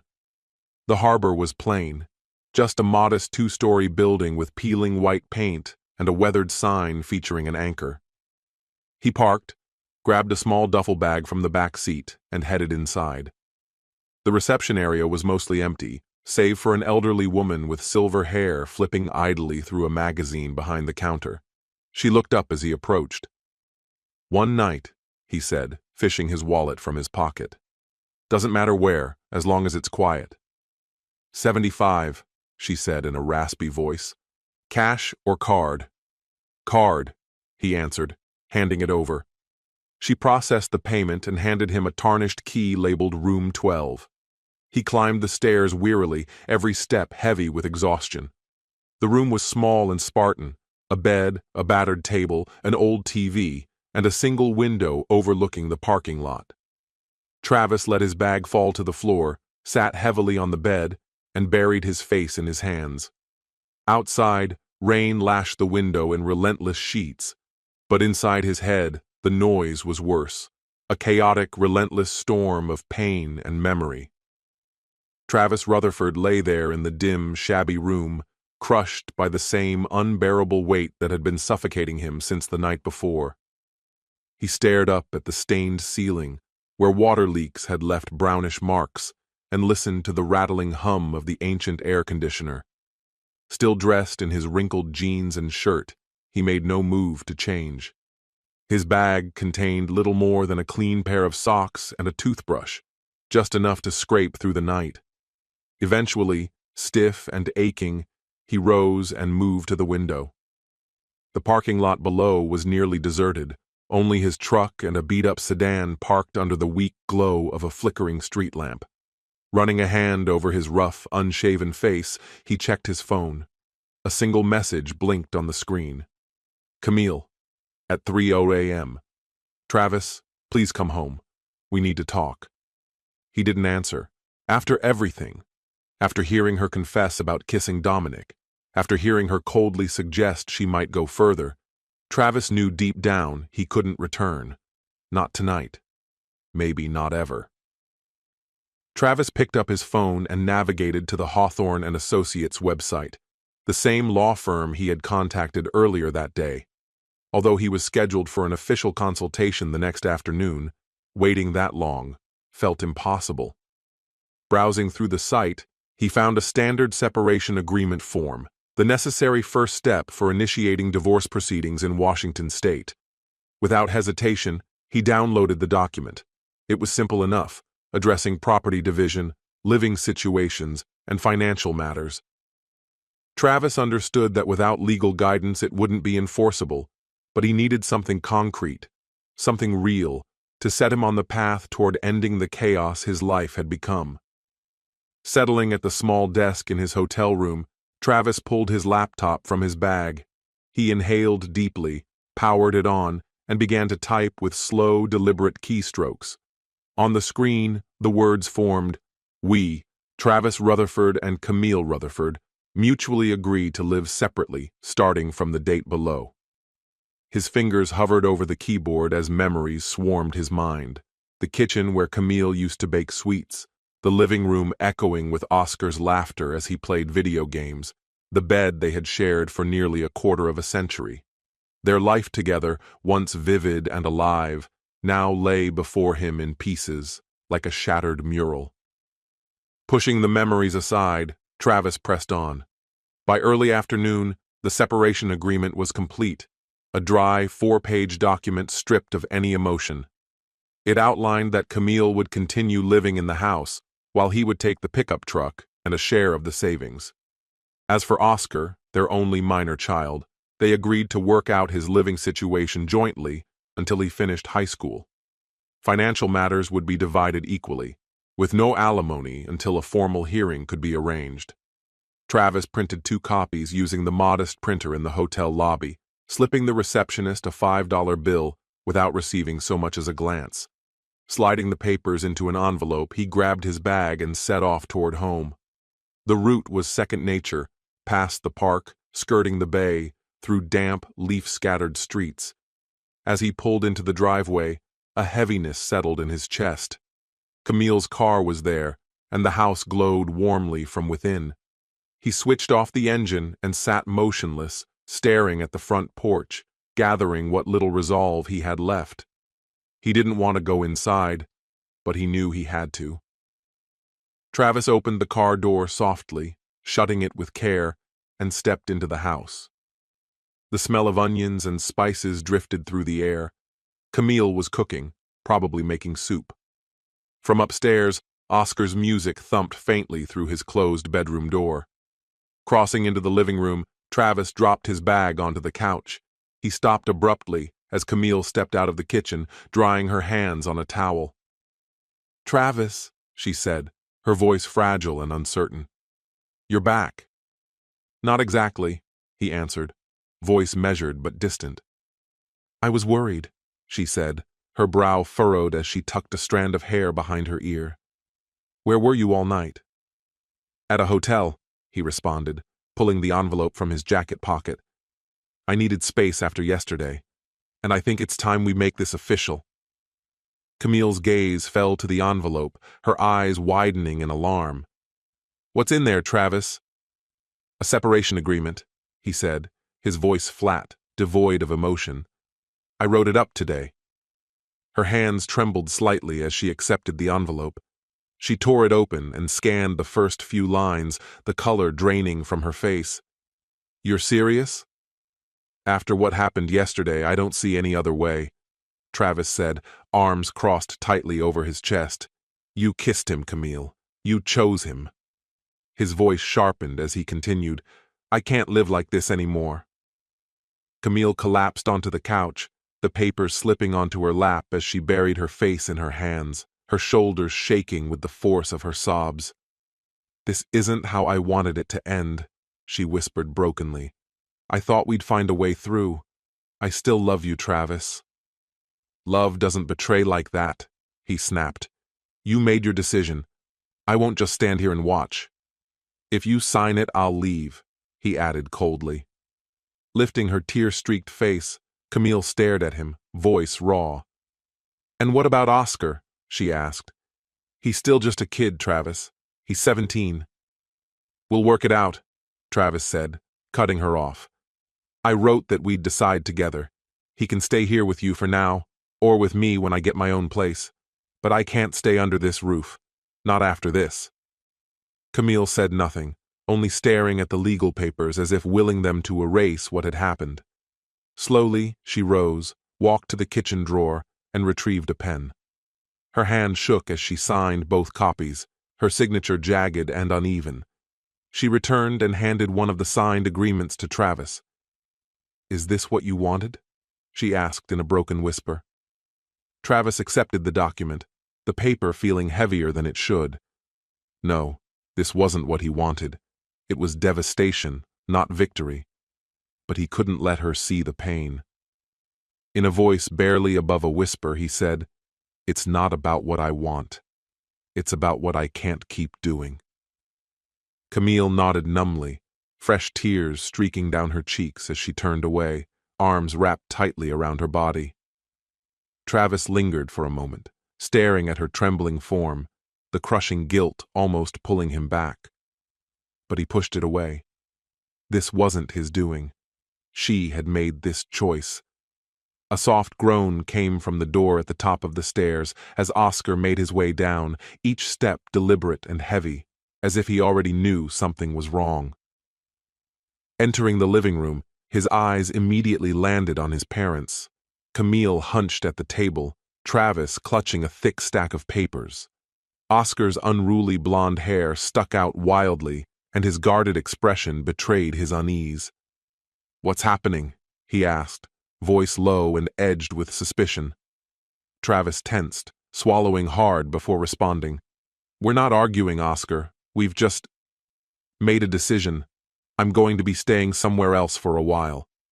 Oscar's face twisted in confusion as he looked back and forth between them. "Staying somewhere else? What's that supposed to mean? Are you getting divorced?" he demanded. Travis struggled to keep his voice level. "No, not right now. We're just taking a break. It's temporary." Tears stained Camille's cheeks as she turned toward her son. "We'll work through it, Oscar. None of this is because of you." But Oscar cut her off, anger flashing in his voice. "I don't care whose fault it is," he snapped. "You've both been weird all week." "I'm done listening to this," he muttered, yanking his jacket off the coat hook. Without another glance at either of them, he stormed toward the front door. "I'm going to Jared's. Don't wait up." The door slammed behind him with a violent bang, making the window panes tremble. Travis remained frozen in place, silently watching the space Oscar had left behind, feeling another piece of his life slipping away. He turned to Camille, who sat hugging herself, her silent sobs shaking her small frame. "I'll leave now," he said quietly.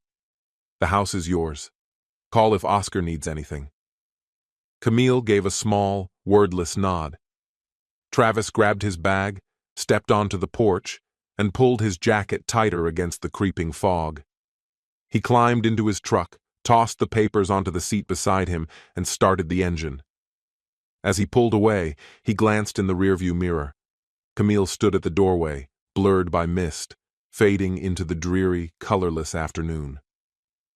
At the hotel, Travis extended his stay another week. He sat at a small table, staring blankly at the separation agreement he and Camille had signed. Though not yet finalized, the decision felt irreversible. Camille hadn't fought him, just signed the papers through her tears. That acceptance, that silent surrender, told him all he needed to know. There would be no going back. Meanwhile, back home, Camille sat motionless at the kitchen table, her hands wrapped around a mug of cold tea, an untouched piece of toast sitting beside her. Sleep had eluded her the entire night. Over and over she relived the moment she had signed her name, uneven and trembling, on the agreement Travis had left behind. That signature now felt like a betrayal, but of whom she wasn't sure. Travis, herself, or the life they had built. The house was a hollow shell without him. His jacket wasn't draped over the kitchen chair. There was no bottle of beer chilling in the fridge. The familiar sound of his boots on the stairs was gone. Even Oscar hadn't come home, deepening the loneliness that seemed to swallow her whole. She glanced at the clock. It was already 8:30. Outside, the darkness had deepened, and the Puget Sound looked like a black void, save for the rare, ghostly light of a ship cutting through the fog. Camille stood, intending to make a fresh pot of tea, when the front door creaked open. Her heart jumped instinctively, though she knew better than to hope it was Travis. Instead, Oscar appeared in the doorway, his backpack hitting the floor with a heavy thud. His hair was windblown and messy, and his jacket clung to him, dripping with rain. His eyes were darker, angrier than she had ever seen. "Hey," Camille greeted, forcing a smile onto her face. "Where have you been?" "I tried calling." "Jared's," Oscar grunted, not bothering to look at her. He crossed the kitchen, opened the fridge, and grabbed a soda. "My phone died. he said curtly, offering no further explanation. Camille's voice grew soft, tinged with hurt. You could have let me know. I was worried about you. Oscar downed a gulp of soda, then turned, folding his arms across his chest. Worried? Really? After the mess you and Dad made yesterday, now you're worried about me? Camille gripped the edge of the table, bracing herself. She had known this confrontation would come, but she hadn't expected it to hurt so much. Not after the night she had endured, sleepless and racked with tears. This isn't just some drama, Oscar, she said, voice quiet but firm. Your father and we're struggling. You've seen it. Oscar's voice climbed higher, frustration breaking through. Seen it? I've lived it, Mom. You fight, Dad leaves, you cry, and then he says he's moving out. What does that even mean? Are you two getting divorced or not? Camille felt her throat tighten painfully. She knew she owed him honesty now. He wasn't a child anymore, and there was no shielding him from the truth. Letting out a long breath, she sank back into her chair and gestured to the one across from her. Sit down, she urged, her tone exhausted but steady. We need to talk. Oscar rolled his eyes but dropped into the chair, setting his soda bottle down with a sharp clink. Fine. Start talking. Because none of this makes any sense to me. Camille clasped her cold hands around her cup, searching for the right words. Your dad and she began, her voice trembling. We've decided to separate, for now. Her voice was calm, but there was a faint quiver just beneath the surface. Just yesterday, he had handed her the divorce papers, and she had signed them without protest. It was the official start of their separation. Divorce? Oscar straightened, disbelief flashing across his face before his expression twisted into confusion. Are you serious? Why? What happened? He demanded, his voice thick with worry. She hesitated, her eyes lingering on him longer than intended. Camille didn't want to drag him into the mess, into the kiss with Dominic, into her craving for independence, into the anger that had been burning inside Travis for so long. But the way Oscar looked at her, like he could see right through her hesitation, made it clear that any lie or half-truth would only worsen things. Your father and we haven't been happy for a long time, she said, her voice trembling. I got exhausted, Oscar. I felt trapped. I needed more than just house, job, routine. I asked him if we could make some changes, she went on, her voice hollow, but he wouldn't even consider it. Oscar's face darkened with frustration and disbelief. Changes? He echoed sharply. What the hell does that mean? Are you with someone else? The color drained from Camille's cheeks as she clutched her coffee cup with trembling hands. She hadn't wanted to admit it, but Oscar would sense the truth regardless. I met someone, she confessed, voice barely above a whisper. It wasn't serious. We only talked. But yes, I crossed a line. Did Dad find out? Oscar asked, his voice cutting sharper now, his face flushing deep red. She nodded, unable to meet his eyes. He found out, she murmured, and he couldn't forgive me. He said it was a betrayal and walked out. Oscar shot to his feet, his fists clenched so tight his knuckles whitened. His whole body shook with rage. You kissed someone? And you don't call that cheating? Seriously, Mom? Camille hurried to explain, her voice splintering under the pressure. It wasn't like that, Oscar. It was just one kiss. I never slept with him. But your dad couldn't even bring himself to talk about it. He just left. Oscar backed away, staring at her as if he no longer recognized the woman standing before him. One kiss is betrayal, Mom, he shouted, his voice breaking. How can you not see that? How could you even think this wouldn't destroy everything?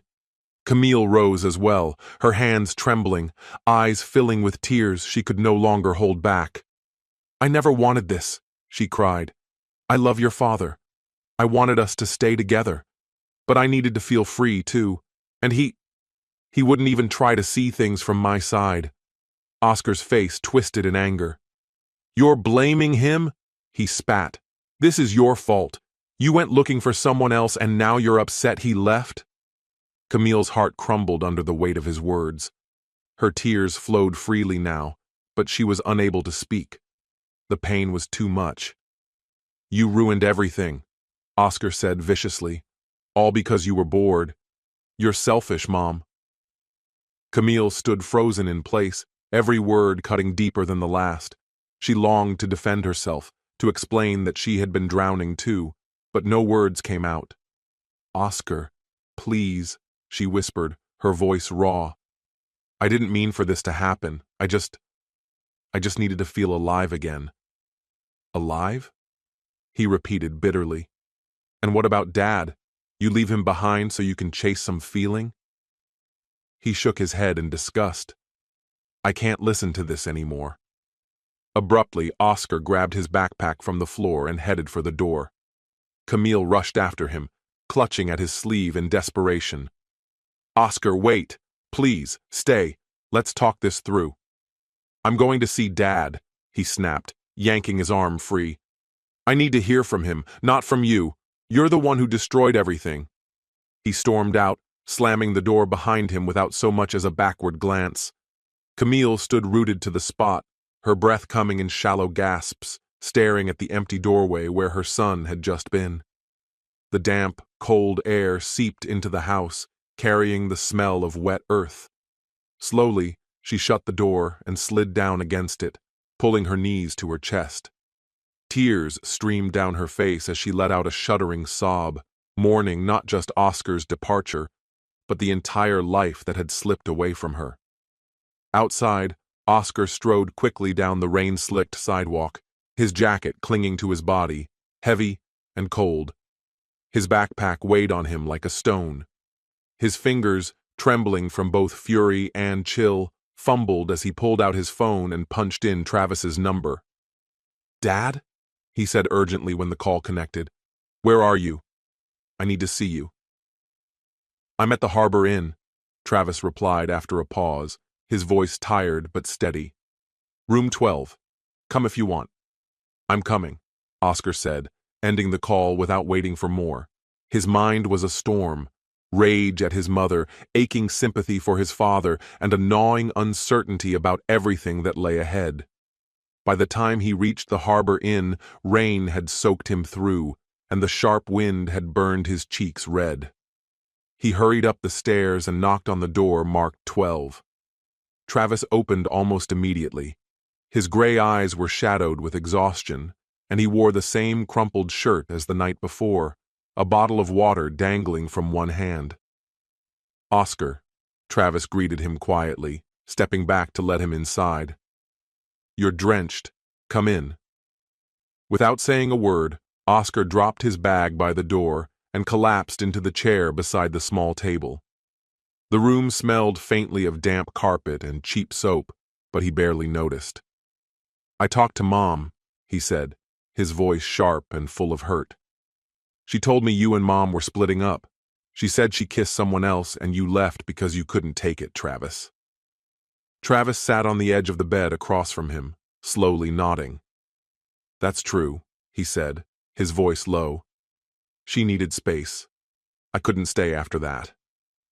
Oscar clenched his fists, staring hard at his father. "She said you were too stubborn, that you didn't even try. But it's her fault, Dad. She messed everything up. She only cares about herself. I don't want to live with her." Travis's chest tightened as he looked at his son. He could see it. Oscar's anger wasn't aimed at him, but at Camille. "She's still your mother," Travis said gently, doing his best to keep his voice steady. "She didn't want to hurt you. What happened is between her and me." Oscar shook his head, his voice cracking. "It is about me, too. I don't want to live with her anymore. Can I stay with you?" Travis froze, staring into Oscar's desperate eyes. He wanted nothing more than to say yes, to scoop Oscar up and protect him from all of it. But things were complicated now. The hotel room, his uncertain future. "You can stay here for a couple of nights," Travis said finally.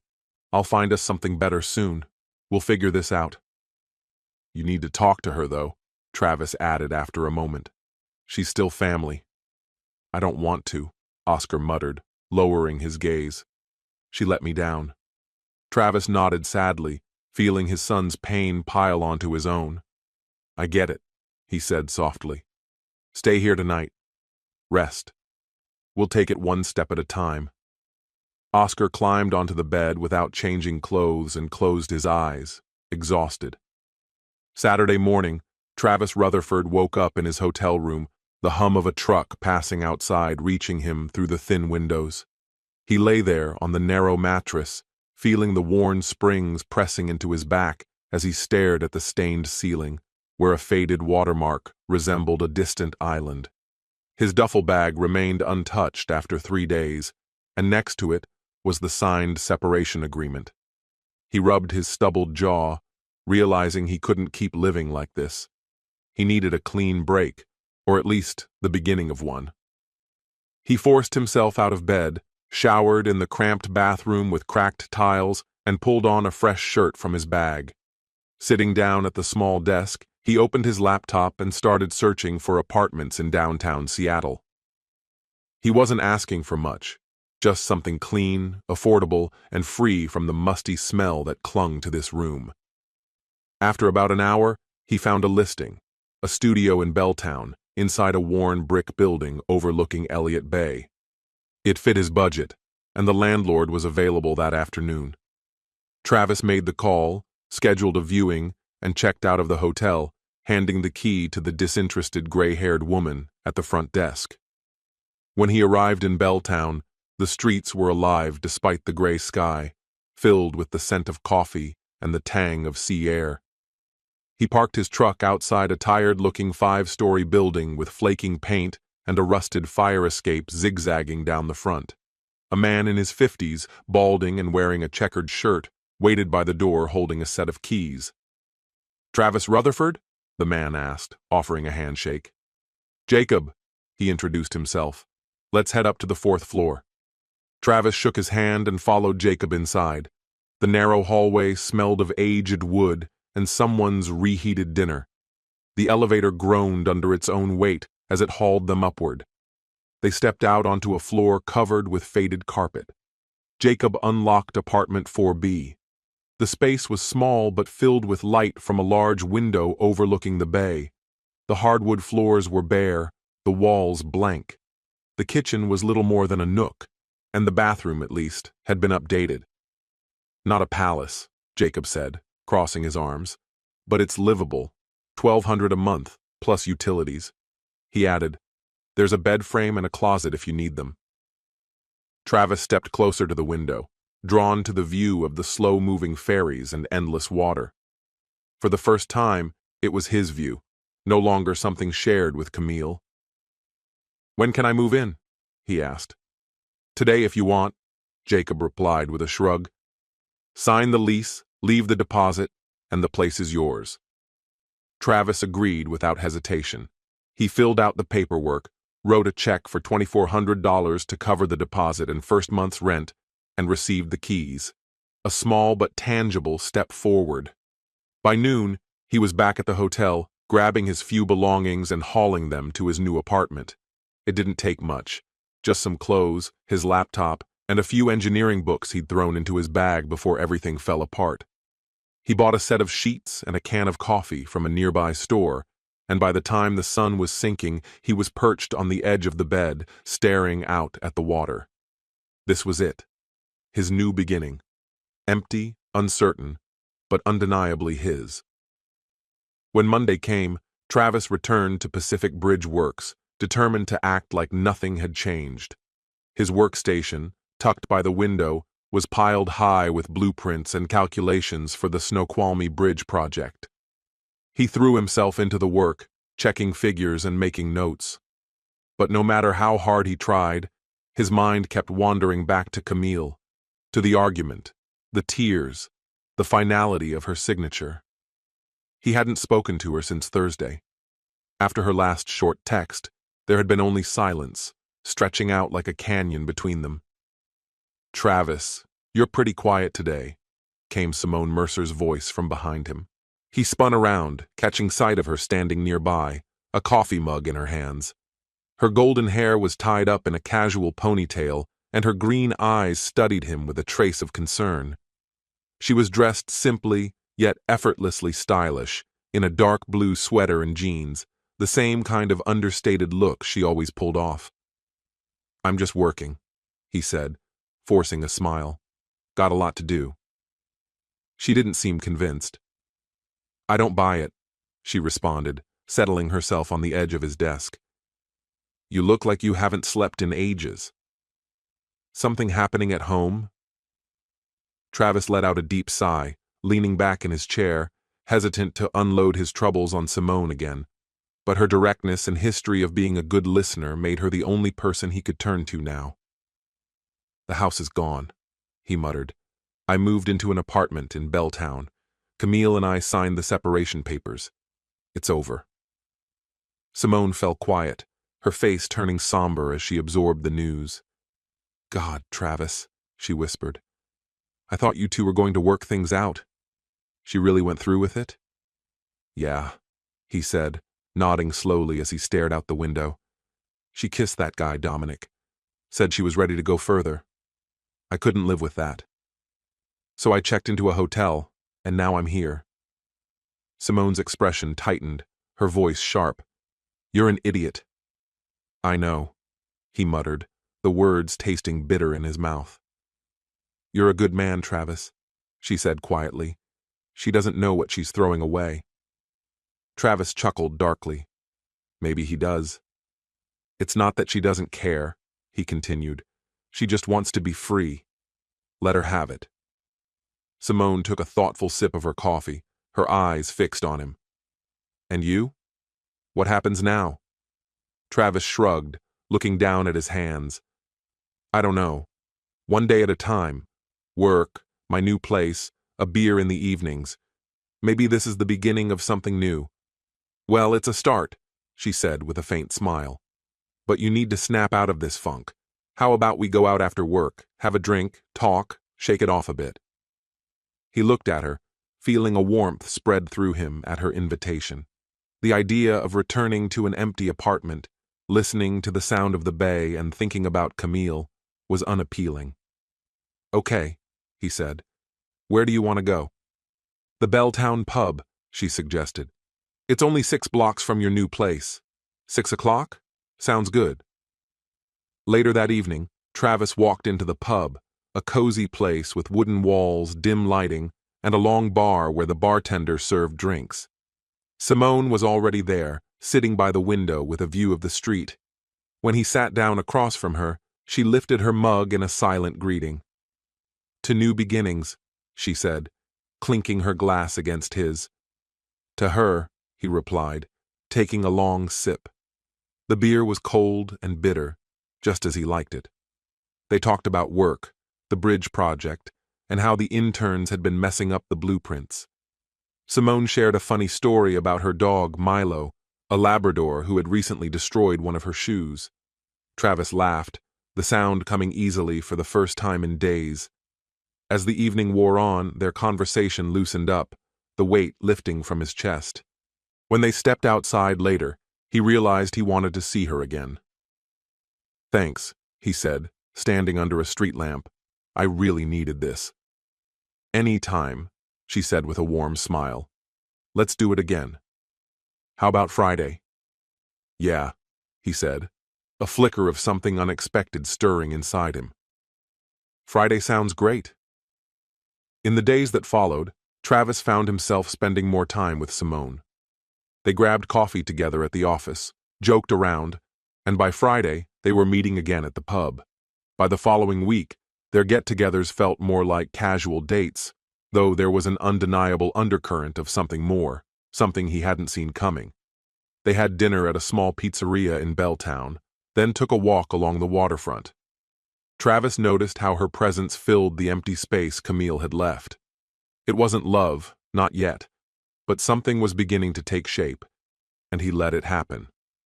Meanwhile, Camille was spending the weekend with Dominic. On Saturday, she visited his studio, bringing a bottle of wine and some of her photographs. The rain was falling outside, but inside, The warmth of the heater and the sound of Nick Cave playing created a cozy atmosphere. They sat together on the couch, flipping through her photos. His hand gently rested on her shoulder. "You have a real gift," he said, admiring one of her pictures of a rain-soaked street. "It's like a melody, only without sound," Camille replied, smiling. Her heart raced, but this time, the guilt felt lighter. She had signed the papers, Travis had moved out, and now she felt free, even if she still felt lonely. They drank wine, and the conversation lulled into a comfortable silence. Dominic leaned in and kissed her. It was slow, deliberate, and this time, she didn't pull away. She wrapped her arms around his neck, feeling the difference from their first kiss. There was no hesitation. They spent the night together, crossing a line she had once discussed with Travis. The next morning, Camille left Dominic's apartment with a strange mixture of satisfaction and emptiness. Dominic was there with her, but Travis still felt the lingering presence of his shadow, just out of reach. It was a cold, cloudy morning in Seattle. The wind pushed the low-hanging clouds across Puget Sound, and the last leaves clung weakly to the trees before being torn away. Travis Rutherford stood in front of the county courthouse in downtown Seattle, looking up at its imposing gray stone structure.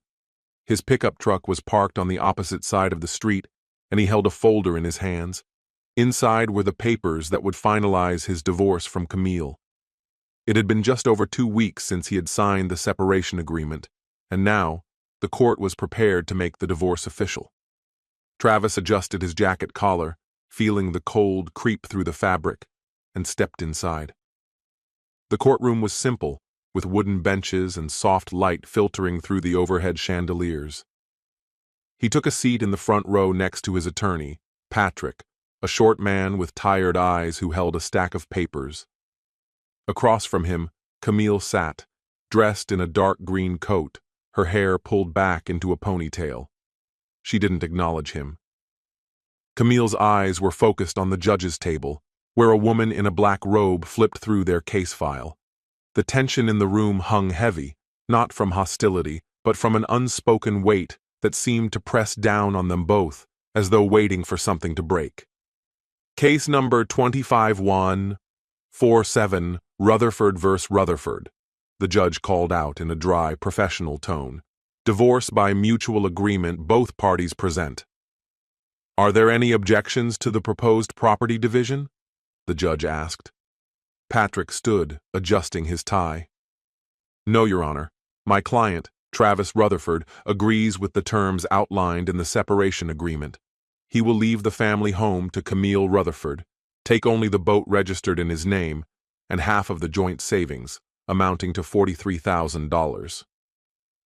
No alimony is necessary as both parties are financially independent. The minor child, Oscar Rutherford, will live with his mother, with the father's visitation rights as mutually agreed upon. The judge nodded, turning her attention to Camille. Mrs. Rutherford, do you accept these terms? Camille slowly stood, almost mechanically. Yes, Your Honor, she responded in a quiet voice. Though steady, it carried an undertone of fatigue. I agree. The judge looked over her glasses at both of them. Given that there are no objections and the state's 6-month separation requirement has been met, I grant the divorce. The ruling is effective immediately. The necessary documents will be processed by the end of the day. Case closed. The gavel struck, its echo filling the courtroom. Travis felt a tightening in his chest, followed by an odd sense of release. Not relief, but a hollow emptiness. He stood, nodded to Patrick, who was already gathering his papers, and walked toward the exit. Camille remained seated, her eyes downcast, her hands clutching the strap of her purse. He didn't look back. Outside, the cold wind hit his face, carrying the scents of wet pavement and salt from the sea. Travis walked to his truck, tossed the folder onto the passenger seat, and slid into the driver's seat. He sat there for a moment, watching the hurried passers-by under their umbrellas, struggling to understand what he was feeling. 24 years of marriage had ended in less than 10 minutes. The house went to Camille, the boat was his, and the savings were split. Oscar had chosen to live with Camille, though recently he had spent more time with Travis at the hotel. It was over, but Travis couldn't decide if he should feel happy or mournful. He started the truck and drove to his new apartment in Belltown. When he arrived, he saw that the place was already starting to come together. The bed was made, a coffee pot sat in the kitchen, and a couple of books rested on the windowsill. The boat that Patrick had mentioned still sat in the garage of the house, a weathered wooden vessel Travis had once dreamed of restoring. He decided to wait until next week to retrieve it, when Camille would be at work, to avoid any awkward encounters. That was all he had taken from their shared life, aside from half of the savings, which he had already transferred into his account. That evening, he cracked open a beer and sat by the window, staring out at Elliott Bay. The lights from the ferries twinkled in the distance, and his thoughts wandered to Simone, the dates they had shared, their conversations, her smile. She had been with him the day before, encouraging him as he prepared for court. "You've got this, Travis. It's just a step." He called her, not wanting to be alone. "Hello?" she answered, her voice warm despite the noise in the background. She was probably in a cafe. "How did it go?" she asked. "It's over," he replied, taking a sip of his beer. "The court approved it. I'm free, or whatever that means." "Free," she repeated softly. "Are you okay?" "I don't know," he admitted. "I just feel empty. But yeah, I'm okay. Do you want to come over? I've got a beer and a view of the bay." "Tempting," she laughed. "Give me half an hour. I'm in Belltown, not too far." 40 minutes later, there was a knock at the door. Simone stood in the doorway, holding a paper bag with 2 bottles of IPA and a pizza box. Her blonde hair was damp from the drizzle, and her green eyes gleamed in the soft light. "Freedom celebration," she said with a grin, placing the package on the table. "I couldn't come empty-handed." Travis smiled for the first time that day, a real smile. "Thanks, Simone. You didn't have to." She acknowledged his words with a slight nod, easing her jacket off her shoulders. "I know, but I wanted to," she said quietly. "Let's eat while it's still warm." They made their way to the window, where they sat together savoring their pizza and beer, gazing out at the bay. The conversation flowed effortlessly between them, light and carefree, touching on work, her dog Milo, and a time when she'd found herself trapped in an elevator at the office. For Travis, her presence seemed to fill a space within him that he hadn't realized was there. It was, without question, the highlight of his day. Meanwhile, Camille returned to her house after the day's proceedings at court. She dropped her bag onto the couch, and the silence enveloped her like a thick fog. Oscar hadn't returned from Travis's place yet, and she had no idea when he would. Moving into the kitchen, she grabbed a bottle of wine from the fridge and poured herself a generous glass. Her hand trembled slightly as she lifted it to her lips, draining half the glass in one go. The divorce was now official. The judge had signed the papers, and just like that, the life she had built with Travis was over. The house, once shared with him, was now hers, but it felt strangely vacant without his footsteps echoing through its rooms, without the sound of his voice. The weight of loneliness pressed down on her, so she reached out to Dominic. She needed someone. "Hey," he answered, his voice soft, a little hoarse. "How are you?" she asked, her tone steady, but the fragility in it was clear. "It's done. The divorce. Everything's final. Do you want to come over? I've got wine, but I'm not really sure what to do now." "Just come over," she insisted, her voice more urgent now. "I'll be there in an hour," Dominic replied, his voice calm and reassuring. "Hang on." Dominic arrived with a bottle of red wine and a bag of Thai takeout from Capitol Hill. They settled on the couch, sharing pad Thai and sipping wine, while outside, the wind tugged at the clouds that hung heavy over the bay. Camille turned on some music, Bill Evans' waltz for Debbie, and the soft, melodic tones filled the quiet room. Dominic stole a glance at her, his dark eyes quietly observant. "Are we celebrating?" he asked, raising his glass in a subtle toast. "Probably," she answered, clinking her glass gently against his. "Freedom, right?" "Officially single now," he said, a small smile curling at the corners of his lips. "Not alone," he added softly, leaning in a little closer. "I'm here." Her smile deepened, warmed not only by the wine, but by his steady presence. As they kissed, slowly and deeply, Camille allowed herself to get lost in the moment. Later, in her bedroom, they made love, a celebration of her newfound freedom, the way she had imagined it.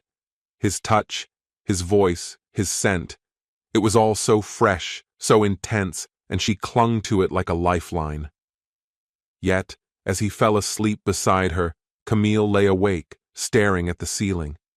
Physically, she felt satisfied, but an emptiness began to settle deep inside her, cold and still, much like the bay outside her window. She thought about Travis, where he might be, who he was with, what he might be feeling.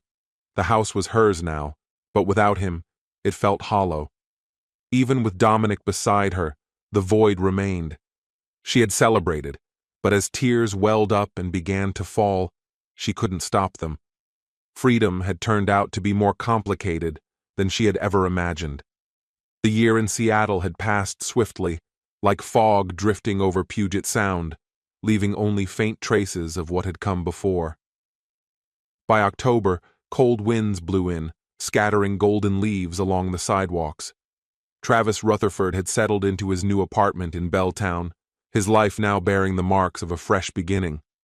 A modest IKEA couch, a bookshelf packed with engineering books, framed photos of Oscar and old friends dotted the walls. The boat that Travis had brought back after the divorce still sat unfinished in his co-worker's garage, though he made trips there on weekends to work on it. The Snoqualmie Bridge was completed, and now he was working on a new interchange design in Tacoma. His days were filled with sketches, coffee, and quiet evenings spent with Simone Mercer. Oscar had started college at the University of Washington, following in his father's footsteps to study engineering. After the divorce, Oscar had lived with Camille, though their relationship remained strained. He blamed her for the breakup of the family and during the holidays spent more time with Travis.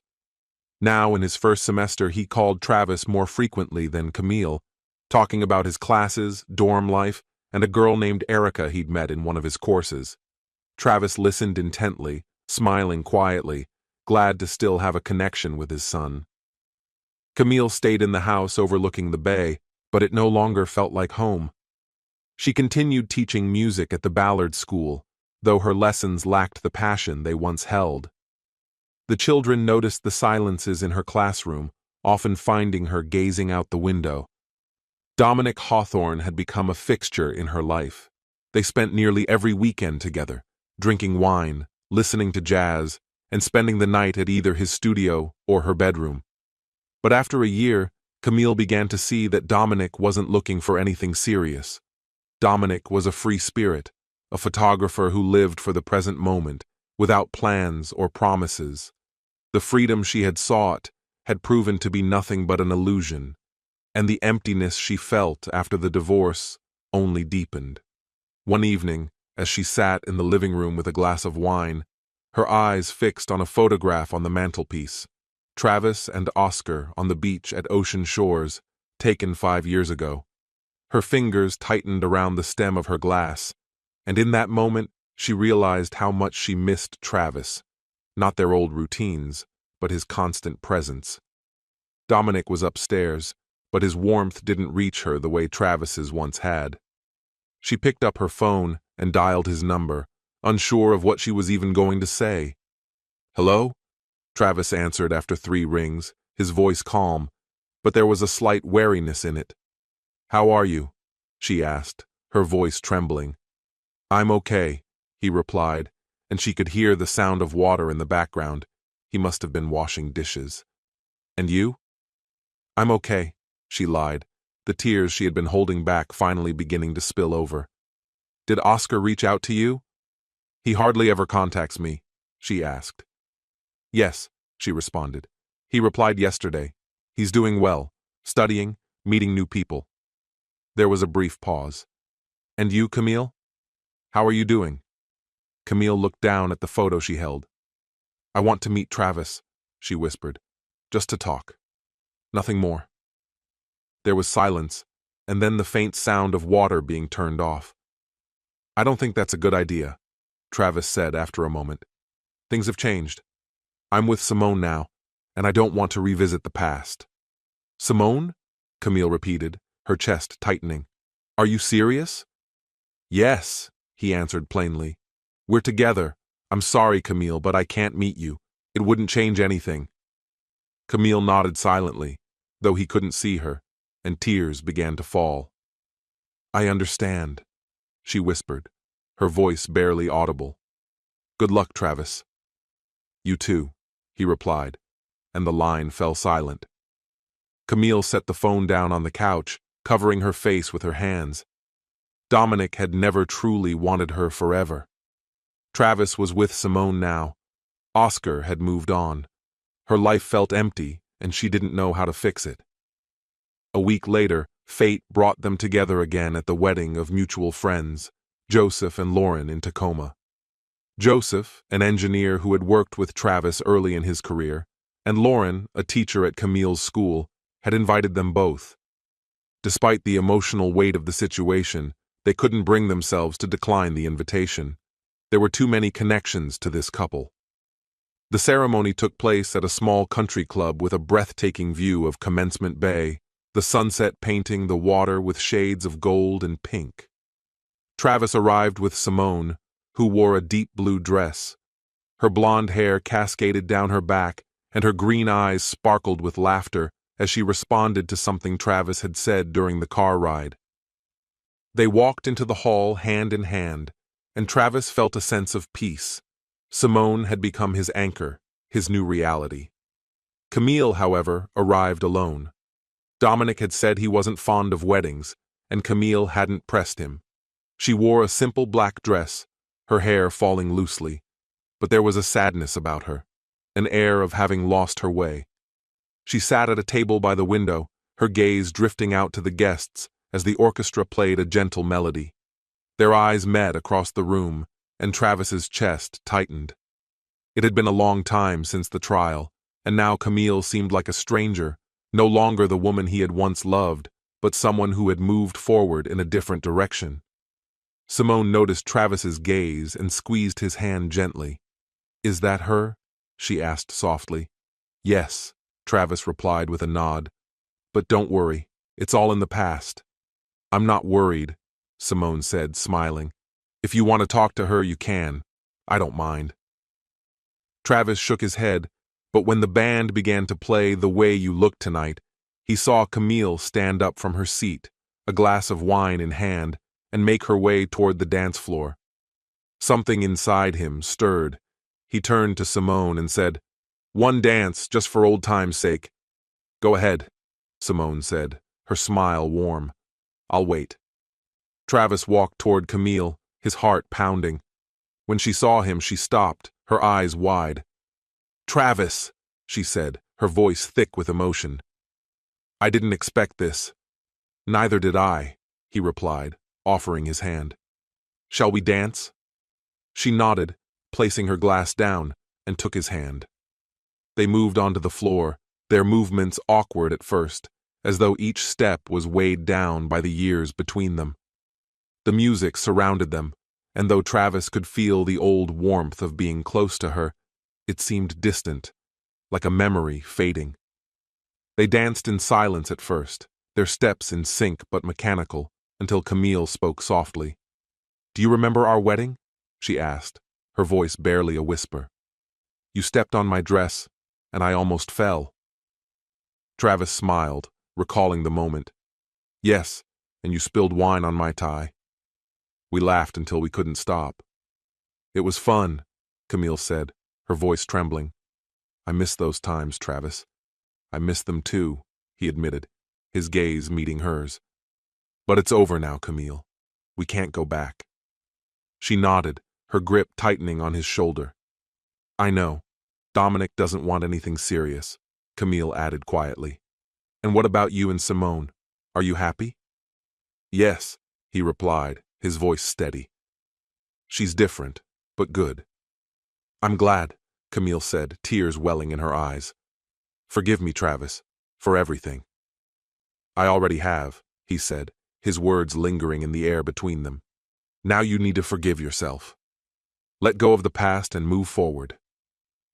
As the music ended, they stopped dancing, their eyes holding a moment longer. Camille gave him a weak but genuine smile, then released his hand. Thank you for the dance, she said softly. Goodbye, Camille, Travis responded, his voice calm, carrying no bitterness, only a quiet acceptance that this was the end. Camille returned to her table, took another glass of wine, and went to the window, gazing out at the bay. Travis returned to Simone, who was waiting with a smile. Everything okay?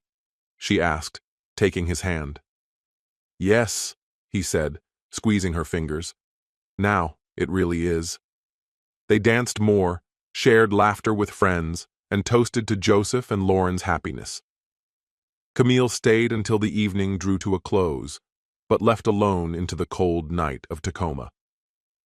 Travis and Simone returned to Seattle, and as he glanced at her in the car, he realized that his new life had truly begun with her. Camille went back to her empty house where Oscar had become a mere visitor, and Dominic was just a temporary companion. She turned on Bill Evans, settled by the window, and looked out at the bay, contemplating how desires often lead us down unexpected paths. This story has come to an end. What's your opinion? Share it in the comments, my friend. And if you like this story, check out other exciting videos on my channel. I'll say goodbye until the next video. See you.